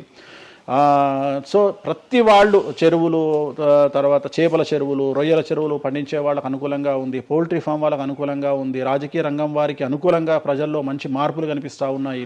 స్త్రీలకు మీదే కమాండింగ్గా ఉంటుంది. కుటుంబంలో మీరు ఏం చెప్తే అది జరిగేటువంటి అవకాశాలు కనిపిస్తూ ఉన్నాయి. సో మిథున రాశి వారికి పూర్తి స్థాయిలో అనుకూలంగా ఉంది. ఎటువంటి రెమెడీస్, ఎటువంటి పూజలు అవసరం లేదు. అద్భుతం అయితే వీళ్ళది. నెక్స్ట్ కర్కాటక రాశి. సో నెక్స్ట్ కర్కాటక రాశి. సో కర్కాటక రాశి వారికి కూడా ఇంచుమించు 90% అనుకూలంగా ఉంది. కాకపోతే ఇక్కడ ఉన్న సమస్య ఏంటి అంటే మే వరకు 2026 మే వరకు కొద్దిగా వీళ్ళకు గురువు 12వ ఇంట్లో ఉన్నాడు కాబట్టి కాళ్ళు చేతులు విరిగే అవకాశం ఉంది. దెబ్బలు తగిలించుకునే అవకాశం కనిపిస్తూ ఉంది. జాగ్రత్తగా ఉండండి. సాధ్యమైనంత వరకు లెమన్ ఎల్లో కలర్ దుస్తులు ధరించే ప్రయత్నం చేయండి.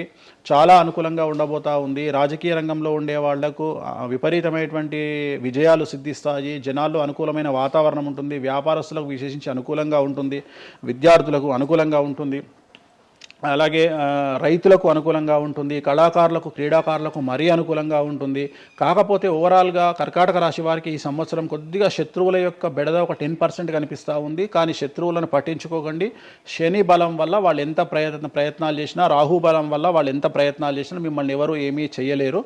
సో మీరు చేయాల్సింది ప్రతి గురువారం నాడు లెమన్ ఎల్లో దుస్తులు ధరించే ప్రయత్నం చేయండి. అలాగే శ్రీకాళహస్తిలో గురు దక్షిణామూర్తి వద్ద గురువారం నాడు గురుహోరలో గురువుకు అంటే దక్షిణామూర్తికి అష్టోత్తర పూజ చేయించుకోండి. అలాగే పసుపు రంగు పువ్వు ఏదైనా ఉంటే అక్కడ నుండి తెచ్చుకొని ఇంట్లో పెట్టుకోండి, మీకు అనుకూలమైన ఫలితాలు ఉంటాయి. అంటే శని వీళ్ళకి ఫేవర్గా ఉన్నాడా అంటే? శని వీళ్ళకి చాలా ఫేవర్గా ఉన్నాడు, రాహు ఫేవర్గా ఉన్నాడు, కేతు ఫేవర్గా ఉన్నాడు, మే నుండి గురువు కూడా ఫేవర్గా ఉంటాడు.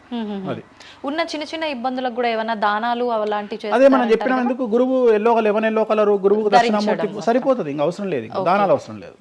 మరి తదుపరి రాశి సో నెక్స్ట్ సింహరాశి. సింహరాశికి ఈ సంవత్సరం అష్టమ శని నడుస్తూ ఉంది. గురువు వ్యతిరేకమైన ఫలితాలు, రాహు కేతువు చాలా నెగిటివ్గా ఉన్నారు. సో ఇంచుమించుగా 4 గ్రహాలు వ్యతిరేకమైన దిశలో ఉన్నాయి. అష్టమ శని అంటే తల్లికి ఆరోగ్యపరమైన ఇబ్బందులు ఉంటాయి, మానసికమైన ఇబ్బందులు ఉంటాయి, శారీరకమైనటువంటి అనారోగ్య సమస్యలు ఉంటాయి, అలాగే ఆర్థికపరమైన ఇబ్బందులు, న్యాయపరమైన చికాకులు ఉంటాయి. జాగ్రత్తగా ఉండండి, నలుపు రంగు దుస్తులకు దూరంగా ఉండండి. విద్యార్థులకు సమస్యలు, ఉద్యోగస్తులకు సమస్యలు, వ్యాపారస్తులకు సమస్యలు, ఈడీ కేసులు, పోలీస్ కేసులు, బ్యూరోక్రాట్స్కు సిబిఐ కేసులు, రైతులకు పంటల దిగుబడిలో నష్టము, కళాకారులకు క్రీడాకారులకు వాళ్ళ అవకాశాలను ఇతరులు దక్కించుకునేటువంటి అవకాశం కనిపిస్తూ ఉంది. స్త్రీలకు భార్యాభర్తల మధ్యన గొడవలు. సో ఓవరాల్గా సింహరాశి వారికి ఏ రంగంలో వారైనా సమస్యలు కనిపిస్తూ ఉన్నాయి. అష్టమ శని ప్రభావం కనిపిస్తూ ఉంది కాబట్టి నలుపు రంగు దుస్తులకు దూరంగా ఉండండి. తీరు నల్లార్ శనీశ్వర ఆలయంలో ప్రత్యేకమైన శని పూజను నిర్వహించుకోవడం ద్వారా సమస్యల నుండి గట్టెక్కుతారు. ఓకే. సో నెక్స్ట్ కన్యారాశి.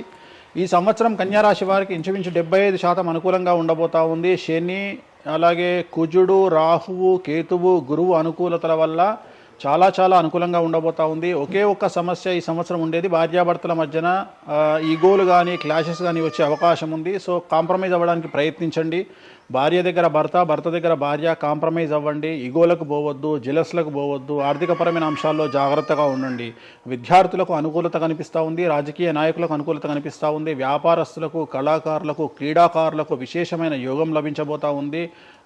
న్యాయస్థానాల్లో పనిచేసే వాళ్లకు, న్యాయ సంబంధమైన వృత్తిలో ఉండే వాళ్లకు అనుకూలమైన ఫలితాలు ఉండబోతూ ఉన్నాయి. స్త్రీలకు విశేషించి అనుకూలంగా ఉండబోతూ ఉంది. సో ఈ సంవత్సరం కన్యారాశి వారికి పూర్తిగా అనుకూలమైనటువంటి ఫలితాలు కనిపిస్తూ ఉన్నాయి. వీరు చేయాల్సినటువంటి రెమెడీ, సోమవారం నాడు రుద్రాభిషేకాన్ని శివాలయంలో నిర్వహించండి, సమస్యల నుండి గట్టెక్కుతారు. సో నెక్స్ట్ తులారాశి. తులారాశి వారికి షష్టమ స్థానంలో శని కనిపిస్తూ ఉన్నాడు. కాకపోతే గురువు విపరీత రాజయోగాన్ని ఇవ్వబోతా ఉన్నాడు. వీళ్ళకి గురు బలము మరియు దైవ బలం అనుకూలంగా ఉండడం వల్ల మీ జీవితాన్ని కొత్తగా ప్రొజెక్ట్ చేసుకునేటువంటి అవకాశం మీకు దేవుడు కల్పిస్తూ ఉన్నాడు. ముందుకు వెళ్ళే ప్రయత్నం చేయండి. చాలా కొత్తగా మిమ్మల్ని మీరు ఆవిష్కరించుకునే ప్రయత్నం చేయండి. మిమ్మల్ని మీరు కొత్తగా సమాజానికి చూపించుకోండి. దానివల్ల మీ ఆలోచనలు మార్చుకోండి. చాలా గొప్పగా థింక్ చేయండి, గొప్పగా కలలు కనండి, వాటిని సాకారం చేసుకోండి. గురువు అనుకూలంగా ఉన్నాడు. కాకపోతే కుటుంబంలో పెను సంచలనం జరిగే అవకాశం కనిపిస్తూ ఉంది. 6వ స్థానము భాగ్యానికి మరియు శత్రుత్వానికి కారకుడు కాబట్టి శని వల్ల సంచలనం జరిగే అవకాశం ఉంది. విద్యార్థులు, ఉద్యోగస్తులు, వ్యాపారస్తులు, కళాకారులు, క్రీడాకారులు, రైతులు, అలాగే రాజకీయ నాయకులు ఎవరైనా సరే వాళ్ళ జీవితంలో ఏదో ఒక పెను సంచలనం జరిగే అవకాశం కనిపిస్తూ ఉంది. నలుపు రంగు దుస్తులకు దూరంగా ఉండండి. తీరు నల్లార్ శనీశ్వర ఆలయంలో ప్రత్యేకమైన శని పూజ నిర్వహించడం ద్వారా సమస్యల నుండి బయటపడతారు. నెక్స్ట్ వృశ్చిక రాశి. వృశ్చిక రాశి వారికి అర్ధాష్టమ శని వెళ్ళిపోయింది. శని గురువులు అనుకూలంగా ఉన్నారు, రాహు కేతువులు అనుకూలంగా ఉన్నారు. కళాకారులు, క్రీడాకారులు, ఉద్యోగస్తులు, విద్యార్థులు, వ్యాపారస్తులు, రైతులు, రాజకీయ నాయకులు, స్త్రీలు, అన్ని రంగాల వారికి పూర్తిగా 100కి 100% అనుకూలంగా ఉన్నటువంటి రాశి వృశ్చిక రాశి. పూర్తి స్థాయిలో విశాఖ 4, అనురాధ 1, 2, 3, 4, జ్యేష్ఠ 1, 2, 3, 4, 9 పాదాల వారికి విశేషించి రాజయోగంగా భావించాల్సి ఉంటుంది. మే వరకు విపరీత రాజయోగం కనిపిస్తూ ఉంది. మే తదుపరి కూడా అనుకూలమైన ఫలితాలను పొందుతారు. కాబట్టి వీరికి ఎటువంటి రెమెడీసు, ఎటువంటి పూజలు అవసరం లేదు. చాలా గొప్పగా కళలు కనండి, మీకున్నటువంటి కళలను సాకారం చేసుకోండి. మీకు ఎటువంటి రెమెడీస్ కూడా అవసరం లేదు. నెక్స్ట్ ధనుస్సు రాశి. ధనుస్సు రాశి వారికి అర్ధాష్టమ శని నడుస్తూ ఉంది. అర్ధాష్టమ శని అనేటువంటిది డబ్బులను అధికంగా ఇచ్చి ఆ డబ్బుల ద్వారా సమస్యలు తెచ్చేటువంటి ఒక పరిస్థితి. అంటే డబ్బులు లేకపోతేనే సమస్యలు అంటారా, డబ్బులు ఉంటే కూడా సమస్యలు. డబ్బులు ఉన్నప్పుడు వాటిని మనం ఖర్చు చేసే విధానంలో సమస్యలు, వాటిని మనం ఎలా సమాజంలో ఖర్చు పెట్టబోతున్నామనే సమస్యలు ఏర్పడేటువంటి అవకాశం ఉంది. కాబట్టి మీరు ఇన్వెస్ట్మెంట్ చేయడంలో కానీ, అప్పులు ఇవ్వడంలో కానీ, ఎవరికైనా అప్పులు ఇవ్వడంలో కానీ, చిట్టీలు వేయడంలో కానీ, సహాయం చేయబోయేటప్పుడు కానీ జాగ్రత్తలు తీసుకోండి. ఎటువంటి పరిస్థితుల్లోనూ డబ్బులు ఎవరికి ఇవ్వవద్దు. సో ధనుస్సు రాశి వారికి డబ్బు పరంగా సమస్యలు ఏర్పడే అవకాశం ఉంది. రాక డబ్బులు వచ్చినాయి కాబట్టి తీసుకెళ్ళి వేరే వాళ్ళకి ఇచ్చి మోసపోయే అవకాశాలు కనిపిస్తూ ఉన్నాయి. ఈ ఒక్క విషయంలో ధనుస్సు రాశి వాళ్ళు జాగ్రత్తలు తీసుకుంటే విద్యార్థులకు, ఉద్యోగస్తులకు, కళాకారులకు, క్రీడాకారులకు, రాజకీయ నాయకులకు, స్త్రీలకు, వ్యాపారస్తులకు, రైతులకు, అన్ని రంగాల వారికి ఈ సంవత్సరం అనుకూలంగా ఉంటుంది. ఓన్లీ మీరు చేయాల్సిన రెమెడీ నలుపు రంగు దుస్తులకు దూరంగా ఉండండి. తిరునల్లార్ శనీశ్వర ఆలయంలో ప్రత్యేకమైన శని పూజ నిర్వహించడం ద్వారా సమస్యల నుండి గట్టెక్కుతారు. నెక్స్ట్ మకర రాశి వారికి ఈ సంవత్సరం చాలా అనుకూలంగా ఉంది. ఈ సంవత్సరం అండర్లైన్ చేయాల్సిన విషయం ఏమిటంటే మకర రాశి వారికి భార్యాభర్తల మధ్యన గ్యాప్ ఏర్పడేటువంటి అవకాశం ఉంది. గొడవలు వచ్చే అవకాశం ఉంది. ఈగోస్ వల్ల కానీ వేటి వల్ల అయినా సమస్యలు వచ్చే అవకాశం ఉంది. అది కాకుండా విద్యార్థులకు అనుకూలతలు ఉంటాయి, ఉద్యోగస్తులకు అనుకూలతలు ఉంటాయి, రైతులకు 2 పంటల దిగుబడి రాబడి ఉంటుంది. అలాగే రాజకీయ నాయకులకు సమాజంలో మంచి పేరు ప్రఖ్యాతులతో పాటు పదవులు సిద్ధిస్తాయి. రైతులకు 2 పంటల దిగుబడి రాబడి ఉంటుంది. వ్యాపారస్తులకు రూపాయికి 100 రూపాయల లాభం ఉంటుంది. స్త్రీలకు కోరుకున్నటువంటి ఫలితాలు ఉంటాయి. అన్ని రంగాల వారికి అనుకూలమైన ఫలితాలు మకర రాశి వారికి ఉండబోతా ఉన్నాయి. వీరు సోమవారం నాడు శివాలయంలో రుద్రాభిషేకం నిర్వహించుకున్నట్లయితే సమస్యల నుండి గట్టెక్కుతారు. సో నెక్స్ట్ కుంభరాశి వారికి ఏలినాడు శని చివరి అంకంలో ఉంది. చాలా సమస్యలు కనిపించబోతా ఉన్నాయి. కుటుంబంలో ఎవరిని తీసుకున్నా విద్యార్థులు, ఉద్యోగస్తులు, వ్యాపారస్తులు, కళాకారులు, క్రీడాకారులు, రాజకీయ నాయకులు, స్త్రీలు, ఉద్యోగస్తులు, బ్యూరోక్రాట్లు అందరికీ సమస్యలు ఉన్నాయి. వాహన ప్రమాదాలు, పోలీస్ కేసులు, కోర్టు కేసులు, ఆరోగ్యపరమైన ఇబ్బందులు, మానసికమైన ఇబ్బందులు, స్త్రీలకైతే థైరాయిడ్ సమస్యలు, పీసీఓడి సమస్యలు, గర్భసంచికి సంబంధించిన సమస్యలు, మానసికమైన ఇబ్బందులు బాధించే అవకాశం కనిపిస్తూ ఉంది. జాగ్రత్తగా ఉండండి. నలుపు రంగు దుస్తులకు దూరంగా ఉండండి. శనివార నియమాన్ని పాటించండి. సప్త శనివార వ్రతాన్ని పాటించండి. సప్త శనివార వ్రతం అంటే శనివారం నాడు శ్రీ వెంకటేశ్వర స్వామి వారికి సంబంధించినటువంటి వ్రతము. ఇది పుస్తకం మీకు మార్కెట్లో దొరుకుతుంది. తీసుకొచ్చుకొని 7 వారాల పాటు 7 శనివారాల పాటు చేయండి. సమస్యల నుండి గట్టెక్కుతారు. ఇక చివరిది లాస్ట్ది అనేటువంటిది మీనరాశి వారికి ఈ సంవత్సరం జన్మశని నడుస్తూ ఉంది. జన్మశని చాలా డేంజరస్గా ఉండబోతూ ఉంది. ఏ రంగంలో ఉండే వారికైనా ఈ సంవత్సరం సమస్యలు తప్పవు. ఆర్థికంగా, సామాజికంగా, న్యాయపరంగా, ఆరోగ్యపరంగా, వాహన ప్రమాదాలు అవ్వచ్చు, ఆర్థికపరమైన నష్టాలు అవ్వచ్చు, పోలీస్ కేసులు అవ్వచ్చు, ఇంట్లో తల్లిదండ్రులు ఒకళ్లకు ప్రాణగండాలు అవ్వచ్చు, భార్యాభర్తల మధ్యన గొడవలు అవ్వచ్చు. మరీ ముఖ్యంగా ఈ సంవత్సరం మీనరాశి జాతకులు ఉండేటువంటి ఇళ్లలో మగవాళ్లకు సంపాదన లేకుండా ఖాళీగా ఉండడం వల్ల ఆడవాళ్లు మాత్రమే సంపాదించి, ఆడవాళ్ల ఉద్యోగంతో డబ్బులు సంపాదించి, ఆడవాళ్ల అంటే భార్యల మీదనో, ఆడవాళ్ల కూతుళ్ళ మీదనో, తల్లి మీదనో బ్రతికేటువంటి పరిస్థితి మగవాళ్లకు ఉండే అవకాశం ఉంది. కాబట్టి ఈగోలను చంపుకోండి. సో ఆడవారి మీద బ్రతకడానికి సిద్ధపడండి, కష్టపడండి, మానసికంగా సంసిద్ధులుగా ఉండండి. అంటే అలాంటి ఒక కండిషన్ ఈ సంవత్సరం ఉండబోతా ఉంది. ఈ ఒక్క సంవత్సరాన్ని కనుక మీరు దాటగలిగితే మీ జీవితంలో మంచి మంచి మంచి పొజిషన్లకు వెళ్తారు. సో నలుపు రంగు దుస్తులకు దూరంగా ఉండండి. రాత్రిపూట ప్రయాణాలు చేయకండి. వాహన ప్రమాదాలు జరిగే అవకాశం కనిపిస్తూ ఉంది. జన సమూహం ఉన్నటువంటి ప్రాంతాలకు వెళ్ళకండి. సో జాగ్రత్తలు తీసుకోండి. నలుపు రంగు దుస్తులకు దూరంగా ఉండండి. తిరునల్లార్ శనీశ్వర ఆలయంలో ప్రత్యేకమైన శని పూజ నిర్వహించడం ద్వారా సమస్యల నుండి బయటపడతారు.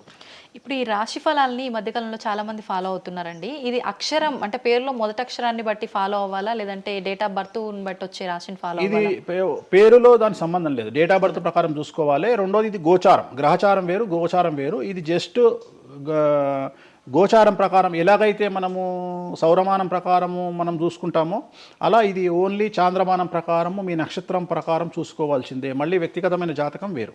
అంటే ఒక 3-4 రాశులు మినహాయించి అన్ని రాశుల వారికి కొంచెం ఇబ్బందికర పరిస్థితులే ఉన్నాయి. దానికి మీరు చెప్పిన రెమెడీస్ చేసుకుంటే సరిపోతుంది. ధన్యవాదాలండి, చాలా చక్కగా వివరించారు. ఓం నమో వెంకటేశాయ.